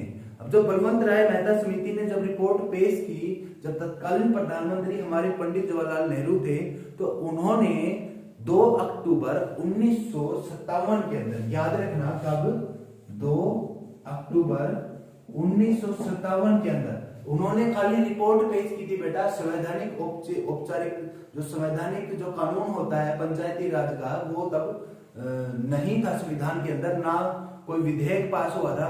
केवल औपचारिक रूप से पंडित जवाहरलाल नेहरू ने 2 अक्टूबर 1957 को गांधी जयंती और लाल बहादुर शास्त्री जयंती के अवसर पे क्या किया? राजस्थान के नागौर जिले से पंचायती राज व्यवस्था का उद्घाटन कर दिया, ठीक है। कहां पे किया बेटा? नागौर में किया। और पंचायती राज सिस्टम को अप्लाई करने वाला जो पहला राज्य है भारत का, वो कौन सा है बेटा? वो है आपका राजस्थान। जो जिला है वो तो नागौर है, और जो राज्य है वो आपका राजस्थान है, ठीक है। तो ये तो फर्स्ट रैंक के ऊपर है जिसने पंचायती राज सिस्टम को अपनाया। तब केवल औपचारिकताएं की गई थी। इस संविधान के अंदर कहीं पे लिखा नहीं था कि पंचायती राज नाम का भी कोई स्थानीय स्वशासन या फिर इनको यही अधिकार और इनको यहाँ से फंड आएगा, कुछ नहीं। केवल नाम से वहां पे ग्राम पंचायत का गठन कर दिया था। उसके बाद दूसरे नंबर के ऊपर जो राज्य आता है भारत के अंदर, वो आता है बेटा आंध्र प्रदेश। कौन सा आता है? आंध्र प्रदेश।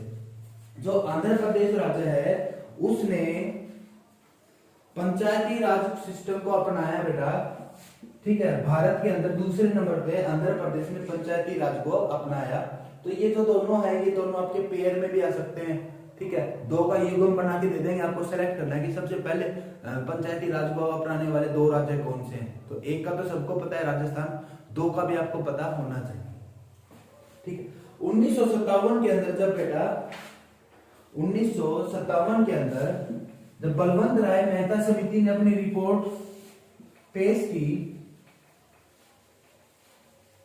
खाली औपचारिकता का ऐलान किया गया पंडित जवाहरलाल नेहरू के द्वारा।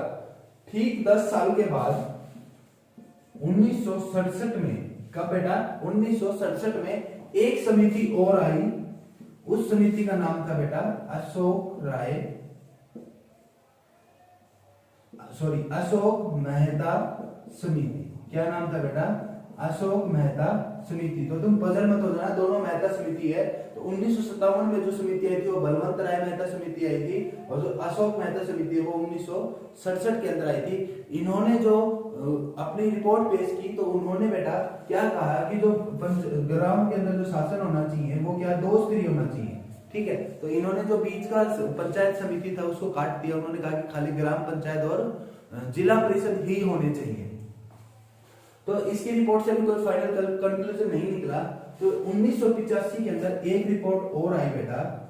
1985 में एक समिति का और गठन किया गया, जिस समिति को का नाम है बेटा जी.बी. राव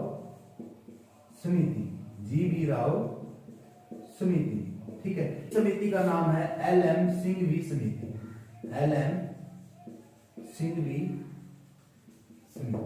ठीक है, तो पंचायती राज को भारत के संविधान में जगह बनाने के लिए 4 समितियों की समीक्षा के से गुजरना पड़ा। कौन कौन सी बेटा? बलवंत राय मेहता समिति सबसे पहले 1957 में आई। दूसरे नंबर पे आपकी अशोक मेहता समिति ठीक 10 साल बाद 1967 में आई, ये अभी आपको याद रखना है। थर्ड आपकी क्या आई थी बेटा? ये जीवी राव समिति आई थी 1985 में, और 1 साल के बाद 1986 में जो आपकी आई थी ये एल.एन. सिंघवी समिति आई थी। ठीक है, ये समिति आने के बाद 1992 के अंदर विधेयक लेके आया गया। कब लेके आया गया बेटा? 1992 के अंदर। अब थोड़ा इंपॉर्टेंट है, आपको जो कुछ समझ में आया है वो साथ के साथ लिख सकते हो बेटा।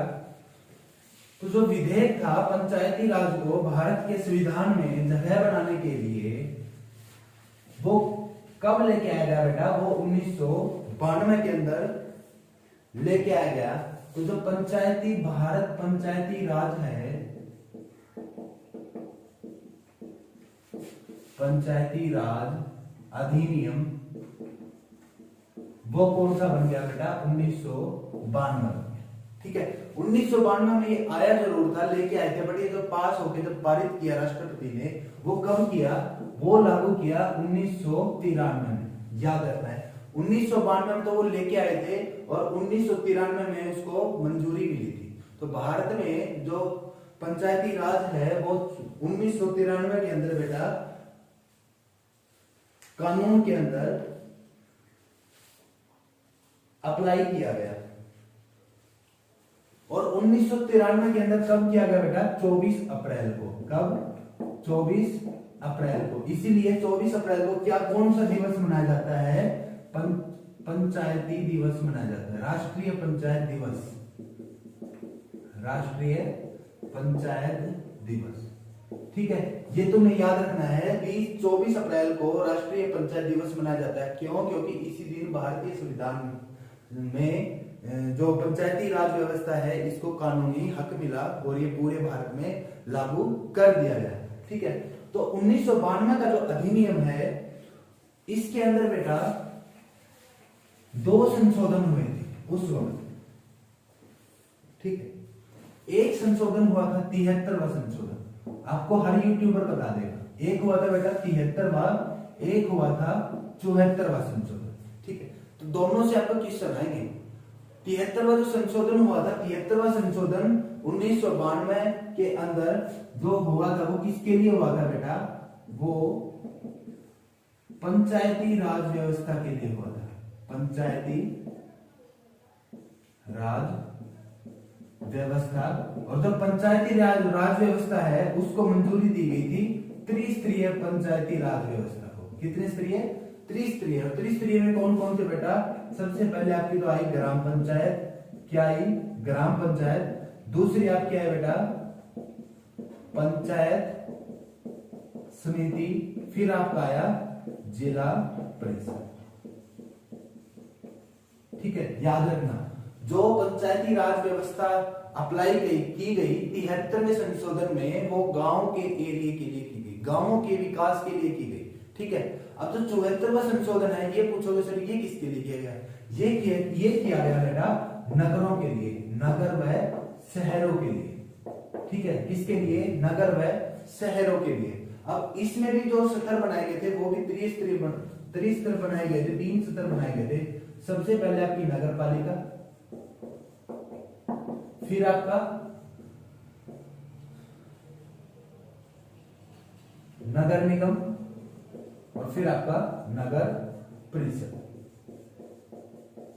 ठीक है बेटा, तो जो 74वां संशोधन हुआ था उसके अंदर नगर पालिका का गठन किया था, और जो ग्राम पंचायतों का गठन किया गया था वो 73वें संशोधन के द्वारा किया गया था।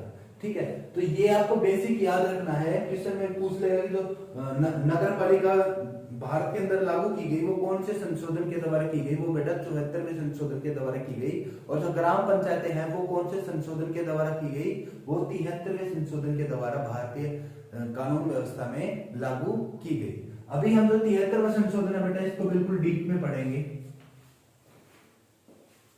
चलिए नेक्स्ट हम करते हैं बेटा 73वां संशोधन अधिनियम जो 1992 था भारतीय पंचायती राज व्यवस्था के लिए, उसके अंदर क्या इंपॉर्टेंट था उसके बारे में अभी हम यहाँ पे डिस्कस करेंगे बेटा।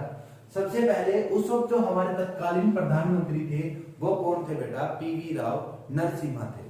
ये जो हमारे प्रधानमंत्री उस वक्त थे, इनको एक उपाधि दी गई। उस उपाधि का नाम बेटा, इनको भारत के अंदर राजनीति का चाणक्य माना गया। क्या माना गया? भारत के अंदर जो राजनीति है भारतीय स्तर के ऊपर सबसे बड़ी जो राजनीति प्रधानमंत्री और राष्ट्रपति पद के लिए है, उसका इसको चाणक्य माना गया। क्यों माना गया? क्योंकि जो पीवी राव नरसिम्हा जो हमारा प्रधानमंत्री था, इनको बेटा 12 भाषाओं का ज्ञान था। किसका ज्ञान था? 12 भाषाओं का ज्ञान था। ठीक है, तो ये तुम्हें याद रखना है। 1993 के अंदर भारतीय राजनीति का चाणक्य किसे माना जाता है बेटा? पीवी राव नरसिम्हा को माना जाता है। ये एक क्वेश्चन यहां से बनता है। दूसरा, 1993 के अंदर जब भारत के अंदर ये कानून आया, तब उस वक्त जो हरियाणा के अंदर सरकार थी वो किसकी थी बेटा? भजन लाल की थी। किसकी थी? भजन लाल की। अब जो भजन लाल है, इसको हरियाणा की राजनीति का चाणक्य माना जाता है। ठीक है, क्या माना जाता है बेटा? इसको हरियाणा की राजनीति का चाणक्य माना जाता है। क्यों माना जाता है? क्योंकि इसे बहुत कम सीटें मिलने के बावजूद भी इसने हरियाणा के अंदर अपनी सरकार बना ली थी। ठीक है, तो इसीलिए इसको भजन लाल को हरियाणा का चाणक्य माना जाता है और भारत का चाणक्य पीवी राव नरसिम्हा को माना जाता है। आधुनिक भारत के अंदर की बात कर रहे हैं। ठीक, जो अधिनियम जो आया था, जो राष्ट्रपति ने जब इसको दस्तखत किए थे कि पारित कर दिया गया, फाइनल हो गया, वो कब किया था बेटा? 20 अप्रैल 1993 को भारत के राष्ट्रपति ने अधिनियम 1992 को मंजूरी दे दी गई थी और ये संवैधानिक तौर पे पूरे भारत में 24 अप्रैल 1993 को क्या कर दिया गया बेटा? ये लागू कर दिया गया। ठीक है, तो ये जब लागू हुआ 73वां संशोधन, तो इसके द्वारा हमारे संविधान के अंदर कुछ चेंज आए। वो क्या चेंज आए कि जो भाग 9 था वो हमारे संविधान में जुड़ गया। ठीक है, पहले भाग 8 ही थे, तो जो ये नया संशोधन आया था इसके द्वारा हमारे भारत के संविधान में क्या चेंज आया कि उसमें जो भाग 9 है वो अलग से जोड़ दिया गया। और भाग 9 में क्या जुड़ा बेटा? आर्टिकल 243। ठीक है, क्या जुड़ा? आर्टिकल 283 अनुबंध 243 9वें अध्याय में जुड़ गया। अब जो आर्टिकल 243 है, इसके अंदर बेटा 243 से लेके 243O तक, जो आपका 243 है इसमें तो खाली डेफिनेशन है। 243A से लेके 243O तक आपका पंचायती राज है। क्या है बेटा? पंचायती राज। ये तो नहीं याद रखना है। अब इतना ही आपको सब पढ़ा रहे हैं बेटा। जो 243A से लेके 243O तक क्या है, भारत में पंचायती राज व्यवस्था के बारे में बताया गया है, आर्टिकल लिखे गए हैं। इससे आगे मैं आपको बताता हूं 243P से लेके 243ZG तक। कहां तक बेटा? 243 से लेके 243ZG तक क्या दिया गया बेटा? 74वां संशोधन के द्वारा नगर पालिका का विस्तार दिया गया। क्या दिया गया है? 74वां जो संशोधन हुआ था उसके दौरान, उसके कारण जो नगर पालिका, नगर निगम और नगर परिषद का गठन किया गया, उसके बारे में जो उनकी काम है, उनकी शक्तियां हैं, ठीक है, उनकी रिस्पॉन्सिबिलिटी, जब वो सब का जो डिस्कशन है वो आर्टिकल 243P से लेके 243ZG तक डिस्कस किया है। ठीक है, तो ये भी आपको याद रखना, जो 73वां संशोधन है वो केवल और केवल आर्टिकल 243O तक लिखा गया है और 243P से लेके 243ZG तक आपका 74वां संशोधन डिस्कस किया गया है। ठीक है, जो पहला चेंज आया था वो क्या आया था कि जो भाग 9 है वो हमारे संविधान में जुड़ गया था। और एक चेंज और आया था कि जो संविधान है उसमें 11वीं सूची को शामिल कर दिया गया। ठीक है, क्या कर दिया गया बेटा? 11वीं सूची को शामिल कर दिया गया। और जो 11वीं सूची है इसके अंदर 29 विषय आते हैं। कौन कितने विषय आते हैं बेटा? 29 विषय आते हैं। ठीक है, 29 विषयों में कौन कौन से विषय आते हैं मैं आपको एग्जाम्पल बताता हूं। जैसे गांव में उद्योग लगाना, कृषि को बढ़ावा देना, कृषि के उपकरणों को बढ़ावा देना, पीने के पानी की व्यवस्था करना, पंचायत का गठन करना, ग्राम सचिवालय का गठन करना, पंचायतों को जो हमारे गांव में महिलाएं होती हैं उनको उनको स्थान देना, गांव की महिलाओं को रोजगार देना, लघु उद्योगों को बढ़ावा देना, इस तरीके से जो सामाजिक कल्याण के लिए जो विकास होते हैं, ठीक है, सामूहिक जो कार्यक्रम होते हैं, इस तरीके के जो विषय थे 29 विषय हमारी 11वीं सूची के अंदर बेटा शामिल किए गए हैं। ठीक है, तो 11वीं सूची में कौन कौन से 29 विषय शामिल किए गए हैं ये बेटा नहीं आएंगे आपके एमसीक्यू के अंदर। ठीक है, अब मैं आपको आगे ये डिस्कस करके बताऊंगा आगे जो हमारा नेक्स्ट टॉपिक होगा कि जो 243 और 243 ओ तक है, जितने भी आर्टिकल है हर आर्टिकल के अंदर क्या क्या दे रखा है और उनको याद करने की मैं आपको यहाँ पे ट्रिक बताऊंगा। तो अभी आगे चलते हैं बेटा, हम आर्टिकल 243 से 243 ओ तक कौन कौन सी शक्तियां क्या क्या प्रावधान दिए गए हैं इनके बारे में हम यहाँ पे डिस्कस करते हैं। सबसे पहले 243, ओनली 243 में बेटा आपकी परिभाषाएं दी गई है, मतलब डेफिनेशंस का डिस्कशन किया गया है। 243 ए में ग्राम सभा का यहाँ पे वर्णन किया गया है, खाली ग्राम सभा कैसी होनी चाहिए उसका वर्णन किया गया है। पंचायतों का गठन 243 पे पंचायत किस प्रकार गठित किए जाएंगी, क्या क्या कितने उसके अंदर मेंबर होने चाहिए, ये सारी चीजें बेटा 243 बी के अंदर क्या है डिस्कस की गई हैं। फिर 243 सी में पंचायतों की संरचना, पंचायत की जो संरचना है वो किस प्रकार की होगी, कैसी पंचायत होगी, ठीक है, कितनी बड़ी पंचायत होगी, उसके जो पंचायत होगी वो कितने लोगों के लिए पंचायत होगी, ठीक है, पंचायत में मेंबर कितने होंगे, वो सारी चीजें क्या है यहाँ पे डिस्कस की गई हैं। फिर है स्थानों का आरक्षण, जो पंचायत में जो सीटें होती हैं, किसी सीट के ऊपर महिला इलेक्शन लड़ रही है, किसी के ऊपर SC ST, तो वो जो आरक्षण है सीटों के ऊपर वो कहाँ पे प्रावधान किया गया बेटा 243 डी में, जो कि आपका इंपॉर्टेंट है। याद रखना जो सीटों का आरक्षण है वो 243 डी के अंदर डिस्कस किया गया है। E4 याद रख लेना, एंड E4 243 पढ़ रहे हैं हम, एंड से याद रखना मतलब खत्म होना, पंचायतों की अवधि कितने दिन की अवधि है, कब वो पंचायतें खत्म हो जाएगी, ये सारी की सारी आपकी 243 के ई के अंदर बेटा डिस्कस की गई है। फिर 243F में आपको सदस्यता के लिए शर्तें, ठीक है, F4 याद रख लेना, F4 फ्रेंड कि आपका कैसा दोस्त होना चाहिए, आपको शर्तें रखते हो, मान लो कोई फ्रेंड बन गया तो आप कहोगे बेटा तूने ऐसा करना है, ये चीजें मेरे साथ नहीं करनी वरना हमारी दोस्ती टूट जाएगी, तो क्या कर लगाओ बेटा टर्म एंड कंडीशन यूज करते हैं। तो याद रख लेना कि जो पंचायत में सदस्यता लेने के लिए पंचायत ने जो शर्तें स्थायी शर्तें लिखी गई हैं वो किस आर्टिकल के अंदर आते हैं 243F के अंदर आती हैं, ठीक है। फिर 243G, सब जो G होता है, सॉरी जो 243G आर्टिकल है इसके अंदर पंचायत की शक्तियां और पंचायत के क्या क्या काम है, क्या क्या उसके उत्तरदायित्व है, वो सारे के सारे 243G के अंदर बेटा आपको डिस्कशन मिलेगा।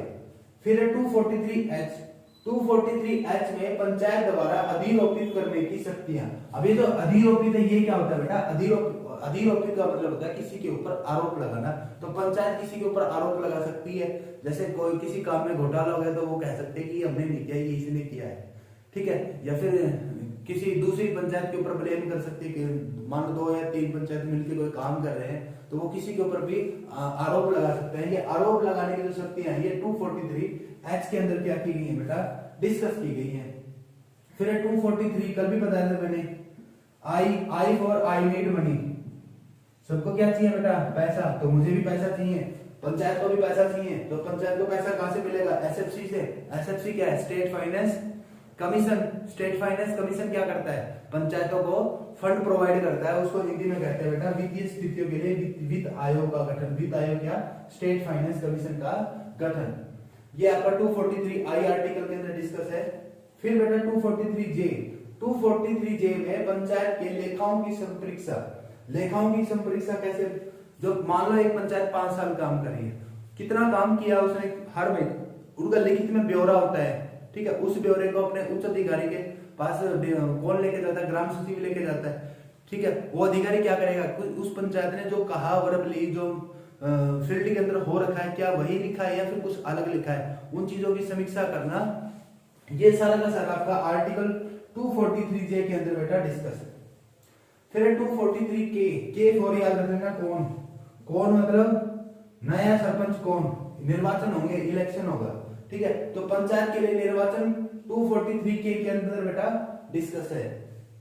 फिर 243 L के बारे में पढ़ते हैं। 243 L को याद रख लेना लैंड से, L फॉर लैंड, संघ क्षेत्रों में पंचायत का लागू करना। संघ क्षेत्रों में पंचायत को लागू करना जो है आपका 243 L के अंदर है। L के बाद है M फॉर याद रख लेना मून, मून में कोई रह नहीं सकता, ठीक है, तो मून के ऊपर पंचायतें भी नहीं बन सकती। तो एक ऐसा क्षेत्र जहां पे पंचायतें लागू नहीं होगी। कतिपय क्षेत्र मान लो एक ऐसा वर्जित एरिया होता है जिसके अंदर जैसे मान लो वेश्या का जो माहौल होता है उसके अंदर पंचायतों का लागू ना होना, या फिर जो झुग्गी झोपड़ी वाले होते हैं उसके अंदर पंचायतों का लागू ना होना, इस तरीके के जो कुछ एरिया होते हैं ये सरकार द्वारा वर्जित एरिया होते हैं, इन्हीं को हम कतिपय क्षेत्र कहते हैं। उन कतिपय क्षेत्रों के अंदर पंचायती राज को लागू न होने देना, ये आपका 243M के अंदर लिखा हुआ बेटा।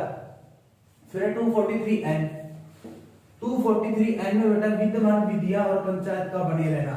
विद्यमान विधियां मतलब एक पंचायत को किस तरीके से बनाना है, कब इलेक्शन होंगे, कितना टाइम पीरियड होगा, कितने मेंबर होंगे, ये सारी की सारी एक बार जो उन्होंने लिख दिया तो वही लिखा रहे, वही बना रहे, और पंचायत ऐसी कंटिन्यूटी में चलते रहे। ये नहीं कि पंचायत 5 साल 10 साल 15 साल एक गाँव में चली फिर वहां से पंचायत ही खत्म कर दी, फिर पंचायत वहां पे बनी नहीं रही। तो उन चीजों का बने रहना आपका 243N के अंदर क्या है बेटा लिखा गया है। फिर लास्ट 243O को याद रखना है, जीरो है, ओ नहीं है, ये क्या है जीरो है। जीरो मतलब जज जो हमारे जो जुडिशियल सिस्टम होता है 243O के अंदर ये लिखा गया है कि जो जुडिशियल सिस्टम के जो है वो पंचायत के अंदर के निर्वाचन के अंदर दखल अंदाजी नहीं दे सकता, ठीक है। किसी गांव में सरपंच एक बार बन गया तो दूसरा अगर इसके ऊपर आरोप लगाए कि ये तो गांव का सरपंच नहीं है भाई, इसको तो हटाओ, इसके ऊपर ये भले कोर्ट केस ऐसा कुछ वो कर नहीं सकता। तो पंचायती जो मामले होते हैं निर्वाचन के उसके संबंध में एक जो जुडिशियल सिस्टम है वो इंटरफेयर नहीं कर सकता। यह आपका 243O के अंदर बेटा लिखा गया है, ठीक है। तो ये आर्टिकल है 243 से लेकर 243O तक। एक बार मैं आपको और रिवाइज कर देता हूँ। 243A में तो बेटा आपकी परिभाषाएं हैं, क्या है खाली परिभाषाएं हैं। 243A में ग्राम सभा, 243B में ग्राम पंचायत का गठन, 243C में पंचायतों की संरचना, D में उन सीटों का आरक्षण, 243E में पंचायतों की अवधि, E को एंड से याद रखना है, ठीक है। F और फ्रंट पंचायत में सदस्यता के लिए शर्तें, 240G में शक्तियां, ठीक है, पार्ले जी, शक्तिमान जी आता था, जूनियर जी आता था, तो याद रखना जी फोर सकती है, ठीक है। जो 243H में मतलब किसी के ऊपर आरोप प्रत्यारोप लगाना, अधिरोपित करने की शक्तियां। 243I में वित्तीय स्थितियों के लिए वित्त आयोग का गठन किया गया था, SFC का। 243J बेटा पंचायतों के लिए लेखाओं की परीक्षा, जो भी वो लिखित में काम करते हैं उनको दोबारा से जांचना। 243K में पंचायतों के लिए निर्वाचन आयोग, निर्वाचन को जो निर्वाचन संबंधित जो मामले होते हैं वो 243K के अंदर आते हैं। 243L में संघ क्षेत्रों में लागू होना, 243M में कतिपय क्षेत्रों में लागू न होना, 243N में जो विधियां जो बनाए गए हैं कानून वो बने रहे, पंचायतें बनी रही उस गांव में। 243 में जो न्यायालय है वो उसके अंदर जो प्रवचन के पंचायत के निर्वाचन है उसमें इंटरफेयर नहीं कर सकती। तो ये हमारा टॉपिक था बेटा। ये सारे के सारे आर्टिकल आपके बेहद इंपॉर्टेंट है, गारंटी है पेपर में एक या दो तो पक्के आने हैं, ठीक है। तो इसको रिवाइंड करके आप लिख भी सकते हो, नोट्स हमारे डिस्क्रिप्शन बॉक्स में आप वहां से डाउनलोड भी कर सकते हो, ठीक है। अब एक छोटा सा टॉपिक और करते हैं हम, जो 74वां संशोधन है ना उसके बारे में कुछ बेसिक यहाँ पे पढ़ लेते हैं। चलिए बेटा, जो हमारा 73वां जो हमारा संशोधन था ग्राम पंचायती राज सिस्टम के लिए, उसके बाद जो उससे संबंधित जो एक एक्ट है पैसो एक्ट, वो क्या बेटा बहुत ज्यादा इंपॉर्टेंट है। पैसो एक्ट ना 1996 के अंदर आया था। कब आया था? 1996 के अंदर आया था। अब वो पूछेगा तो पैसा एक्ट वो किससे संबंधित है? वो बेटा इससे संबंधित है कि जो 73वें संशोधन में जो ग्राम पंचायतों का गठन किया गया था उसमें जो सरपंच को जो शक्तियां दी गई थी या ग्राम पंचायतों को जो शक्तियां दी गई थी उनके अंदर कुछ कमियां रह गई थी। उन शक्तियों को पूर्ण करने के लिए या अलग से कुछ उत्तरदायित्व काम करने की परमिशन देने के लिए, ठीक है, कुछ एक्स्ट्रा पावर देने के लिए, अथॉरिटी देने के लिए पैसा एक्ट 1996 के अंदर आया था, ठीक है। तो खाली तुम्हें इतना ही याद रखना है, जो पैसा एक्ट 1996 में आया था ग्राम पंचायतों से संबंधित है। फिर पढ़ते बेटा 74वां संशोधन। 74वां संशोधन के कारण भारतीय संविधान में 9 का भाग जोड़ा था, मतलब 9A भाग क्या था? जोड़ा गया था। 73वें संशोधन में भाग 9 जुड़ा था और 74वें संशोधन में भाग 9 क 9 ए जुड़ा था। ये तुम्हें याद रखना है, ठीक है। और बेटा जो 74वां संशोधन है ये कब से लागू हुआ था भारत में? 1 जून 1993 से हुआ था। जो नगर पालिका दिवस होता है, राष्ट्रीय नगर पालिका दिवस, वो 1 जून को मनाया जाता है। कब मनाया जाता है? वो 1 जून को मनाया जाता है। और जो पंचायती राज था वो तो आपको पता है 24 अप्रैल को लागू हुआ था पूरे देश में। और इसको जो मंजूरी थी वो कब दी गई थी? 20 अप्रैल को दी गई थी। पारित मतलब राष्ट्रपति ने पारित कब कर दिया था? 20 अप्रैल को। बट पूरे भारत में 24 अप्रैल को 73वां संशोधन नगर पालिका पंचायती राज सिस्टम में 73वें संशोधन के अंतर्गत वो पूरे भारत में लागू कर दिया गया था। और जो 74वें संशोधन के द्वारा जो नगर पालिका नगर निगम नगर पंचायत जो है वो 1 जून 1993 में लागू कर दी गई थी, ठीक है। तो जो नगर पालिका है 74वें संशोधन में वो कौन से अनुच्छेद में मिलती है? वो आर्टिकल पहले बताया बेटा मैंने आपको 243 से लेके 243 ZG तक क्या है, सारा का सारा पंचायती जो नगर पंचायत है, नगर निगम है, उनके बारे में डिस्कशन है। अब जो 243 क्यों है ये इंपॉर्टेंट है। ये क्या है बेटा? इंपॉर्टेंट है, ये आपने याद रख लेना है, ठीक है। जो नगर पालिका जो 74वां संशोधन है नगर परिषद नगर निगम से शहरों से संबंधित है, तो उसके अंदर वो भी त्रिस्तरीय है बेटा। उसमें सबसे पहले आपका नगर पंचायत आएगा। नगर का मतलब समझ लेना कि शहर, पंचायत तो गांव के लिए होती है, ठीक है। तो तुम ये याद रखना, नगर पंचायत होती है वो उन गांवों के लिए होती है जो शहर में तब्दील हो रहे हैं, ठीक है। जो छोटे शहर बड़े जो छोटे गांव बड़े शहरों में बदली हो रहे हैं उनमें क्या होती है? उनमें होती है नगर पंचायत, ठीक है। और जो छोटे शहर होते हैं उनमें नगर पालिका, और जो बड़े शहर होते हैं उनमें बेटा आपका नगर निगम होता है, ठीक है। अब जो 74वां संशोधन था इसके द्वारा हमारे संविधान में 12वीं सूची जोड़ी गई। क्या जोड़ी गई बेटा?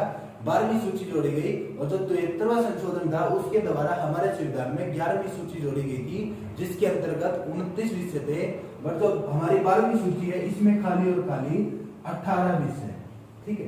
कि कितने विषय है बेटा? 18 विषय है। अब इन विषयों में क्या आएगा? सड़कों का निर्माण करना, सड़कों को राज्य मार्ग से जोड़ना, ठीक है। कॉलेज बनाना, स्कूल बनाना, उच्च स्तरीय के बस स्टैंड जो बस स्टॉप होते हैं वो बनाना, फैक्ट्री बड़ी बड़ी फैक्ट्रियों को का निर्माण करना, बड़े बड़े कॉलेजों का निर्माण करना, यूनिवर्सिटी को लेके आना, ठीक है। तो इस तरीके के जो विषय थे वो सारे के सारे 12वीं सूची के अंतर्गत शहरों के लिए 18 विषय बना के जोड़ दिए गए। तो ये तो हम केवल यहाँ पे ओवरव्यू में पढ़ रहे हैं बेटा 74वां संशोधन, क्योंकि हमारा जो पेपर है वो है ग्राम सचिव के रिलेटेड, जो कि ग्राम पंचायत के अंदर काम करता है। तो 74वां संशोधन मैंने आपको खाली इसलिए बताया कि अगर कोई क्वेश्चन यहाँ से आ जाए तो आपको ये ना लगे कि सर ने कराया था ऑनलाइन, बेकार में गया, वहां से जो कराया कुछ भी नहीं आया। तो गारंटी देता हूँ बेटा जिसने ये वीडियो यहाँ तक देखी है ना, तो उसने कम से कम ना 5 से लेकर 10 नंबर तो फाइनल कर लिए, ठीक है। तो अभी एक लास्ट टॉपिक मैं आपको वैसे डिस्कस कर रहा हूँ, यहाँ पे लिख के नहीं बता रहा।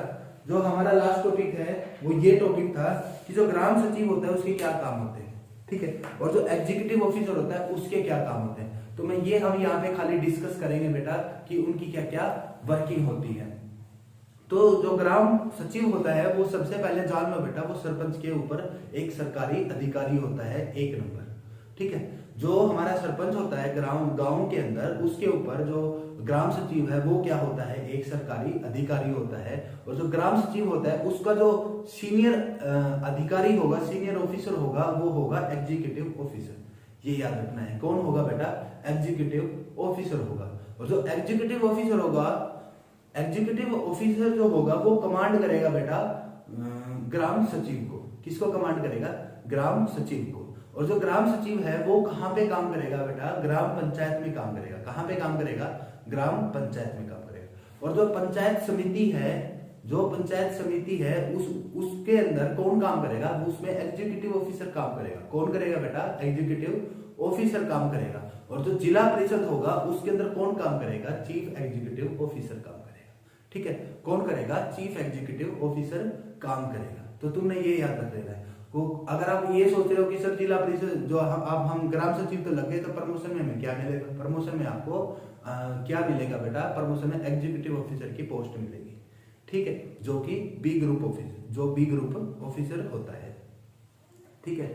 तो सबसे पहले जान लो बेटा, जो ग्राम सचिव होता है उसके काम क्या है, लिख लेना कॉपी पेन उठा के, अगर आपको याद ना रहे तो। ग्राम सचिव का सबसे पहले काम होता है कि जो गांव के अंदर जो काम होना है ना, उस काम की समीक्षा करना। ठीक है, उस काम का कि ये काम होगा तो कैसे होगा, ठीक है, कहाँ पे होगा, कितने दिन लगेंगे, कितना पैसा लगेगा, बजट बनाना। ठीक है, ओवरव्यू, उसकी प्रारूप रेखा को तैयार करना, क्या उसकी कंस्ट्रक्शन होगी, हमें जो टेंडर है वो कितने समय के लिए निकालना है, कहाँ से वो बजट आएगा, बजट के लिए अपने सीनियर अथॉरिटी को लेटर भेजना। ठीक है, सीनियर अथॉरिटी क्या करेगा, स्टेट फाइनेंस कमीशन को लेटर भेजेगा, वहां से क्या आएगा, फंड आएगा उस पंचायत के नाम के लिए। ठीक है, जो पैसा आएगा वो तो सारा सरपंच को आता है, बट वो सरपंच ना अपनी मर्जी से 1 रुपया नहीं खर्च कर सकता जब तक कि ग्राम सचिव उसको ना कहे। ठीक है, तो तुमने ये बात याद रखनी है, जो ग्राम सचिव का पहला काम होता है वो नई नई जो वर्किंग होती है किस तरीके से करनी है, कहाँ से पैसा आएगा, ये सब वहां पे मैनेज करना। दूसरा, उसको तालमेल बना के रखना है एक पंचायत से दूसरी पंचायत के बीच में। ये काम किसका होता है बेटा, ये काम सबसे महत्वपूर्ण काम है किसका, ग्राम सचिव का। ठीक है, एक पंचायत का दूसरी पंचायत के साथ तालमेल बना के रखना, या फिर 2 या 2 से अधिक पंचायत के बीच में तालमेल बना के रखना। जैसे एक सरकारी स्कूल बन रहा है 2 गांव के बीच में, और मान के चलो कि दोनों गांव क्या है बेटा, छोटे गांव है, तो छोटे गांव में तो क्या करेगा, जो बनाने के लिए जो जगह होगी वो ग्राम सचिव ये सोचेगा कि दोनों गांव के बच्चे एक ही स्कूल में आ जाए, हमें दोनों गांव के लिए अलग से स्कूल ना बनाना पड़े, तो वो ऐसी जगह का चुनाव करेगा कि जो दोनों गांवों के नजदीक पड़ती हो। ठीक है, तो इस तरीके से क्या हो जाएगा, दोनों गांव के बच्चों को एक ही जगह पे शिक्षा मिल जाएगी। ठीक है, तो जो स्कूल होगा वो किसके लिए होगा, दोनों गांव के लिए एक ही हो गया। तो दोनों गांव वाले ये नहीं कह सकते कि हमारे लिए स्कूल नहीं है, तो क्या दोनों के लिए कॉमन स्कूल बना दिया। जल भंडार होता है, जो डिग्गी बोलते हैं हम देसी भाषा में, तो उसका भी निर्माण वो इस तरीके से कर सकता है कि दोनों गांव को या 5 या 6 गांव को एक ही डिग्गी से पानी मिल रहा है। ठीक है, तो इस तरीके का जो तालमेल होता है, कोई नया काम बन रहा है, किसी इक्विपमेंट की जरूरत है, तो उसे पता है कि उस पंचायत के अंदर ये है, तो वो उस पंचायत को फोन करेगा, वहां से वो उसको अरेंज कर लेगा। तो इस तरीके से भी वो अपनी जो फैसिलिटीज होती है वो 2 या 4 पंचायत, जो नजदीक जो पंचायत होती है उनके अंदर वो सर्क्यूलेट कर सकते हैं। ठीक है, सर्कुलेट करने के लिए क्या चाहिए, तालमेल चाहिए, और ये कौन करता है बेटा, ये काम होता है ग्राम सचिव का। ठीक है, तो ग्राम सचिव का दूसरा काम क्या होता है बेटा, ग्राम सचिव का काम होता है जो ग्राम सभा होती है उसके अंदर निर्देश देना। ठीक है, अपने सीनियर ऑफिसर के जो भी निर्देश होंगे वो कौन देगा भाई, वो देगा ग्राम सचिव। कैसे काम करना है, सरपंच ने किस तरीके से काम करना है, जो भी गवर्नमेंट की ओर से जो भी एडवाइस होगी वो कौन देगा बेटा, वो आपका ग्राम सचिव देगा। ठीक है, तो यही जो काम है, ये सारे के सारे काम बेटा आपके एग्जीक्यूटिव ऑफिसर के होंगे, यही आपके चीफ एग्जीक्यूटिव ऑफिसर के होंगे। केवल आपकी ग्राम पंचायत है, उसकी जगह पंचायत समिति हो जाएगी, पंचायत समिति की जगह पे जिला परिषद हो जाएगा। ठीक है, तो इस तरीके के जो काम है, जो सबसे महत्वपूर्ण काम है वो यही मान के चलना कि जो तालमेल है आपस में 2 या 2 से अधिक पंचायतों के बीच में, वो बना के रखना एक ग्राम सचिव की सबसे बड़ी जिम्मेदारी होती है। ठीक है बेटा, तो ये वीडियो हमारा यहाँ पे खत्म हुआ। जिस भी स्टूडेंट ने, जिस भी मित्र ने ये पूरा वीडियो देखा है बेटा, गारंटी है उसके 5 या 6 नंबर तो यहाँ से मिल जाएंगे। अब मैं आपको ये बता दूं, जो हमारा ग्राम सचिव का पेपर हुआ था अभी 9 और 10 तारीख को, इसके अंदर 15 नंबर जो थे वो ग्राम सचिव के लिए थे। ठीक है, तो कहने का मतलब ये है कि जो 15 क्वेश्चन है वो बेटा आपका ग्राम सचिव से रिलेटेड आए थे। तो ये कंप्लीट वीडियो आपने जिसने भी देखा है, एक एक चीज जो अपनी कॉपी के अंदर नोट डाउन की है, इसको रिवाइज कर लीजिएगा बेटा। ये नॉलेज आपको किसी और यूट्यूब चैनल के ऊपर हो सकता है मिल भी जाए, ठीक है, हो सकता है मेरे से बेहतर भी मिल जाए, बट मैंने अपना बेस्ट देने का यहाँ पे प्रयास किया है। आपको इस वीडियो में जो भी मैंने समझा, इसके अगर नोट्स चाहिए तो डिस्क्रिप्शन बॉक्स में आप डाउनलोड कर सकते हो। ठीक है, जो लिंक है वो आपका पेबल है बेटा, 20 रुपीज की अमाउंट है, कोई बड़ी अमाउंट नहीं है, आप एक बेहतर तैयारी कर सकते हो। जो मैंने अपने खुद के नोट्स तैयार किए हैं वो आपको यहाँ पे मिल जाएंगे। ठीक है, तो दोस्तों इसी के साथ मैं आज का सेशन यहाँ पे कंप्लीट करता हूँ। और अगर आप हमारे YouTube चैनल के ऊपर विजिट करते हो तो आपको मैथमेटिक्स के ऑनलाइन ट्रिक की प्लेलिस्ट वहां पे मिल जाएगी, जिससे आप मैथमेटिक्स की प्रिपरेशन कर सकते हो। Thank you.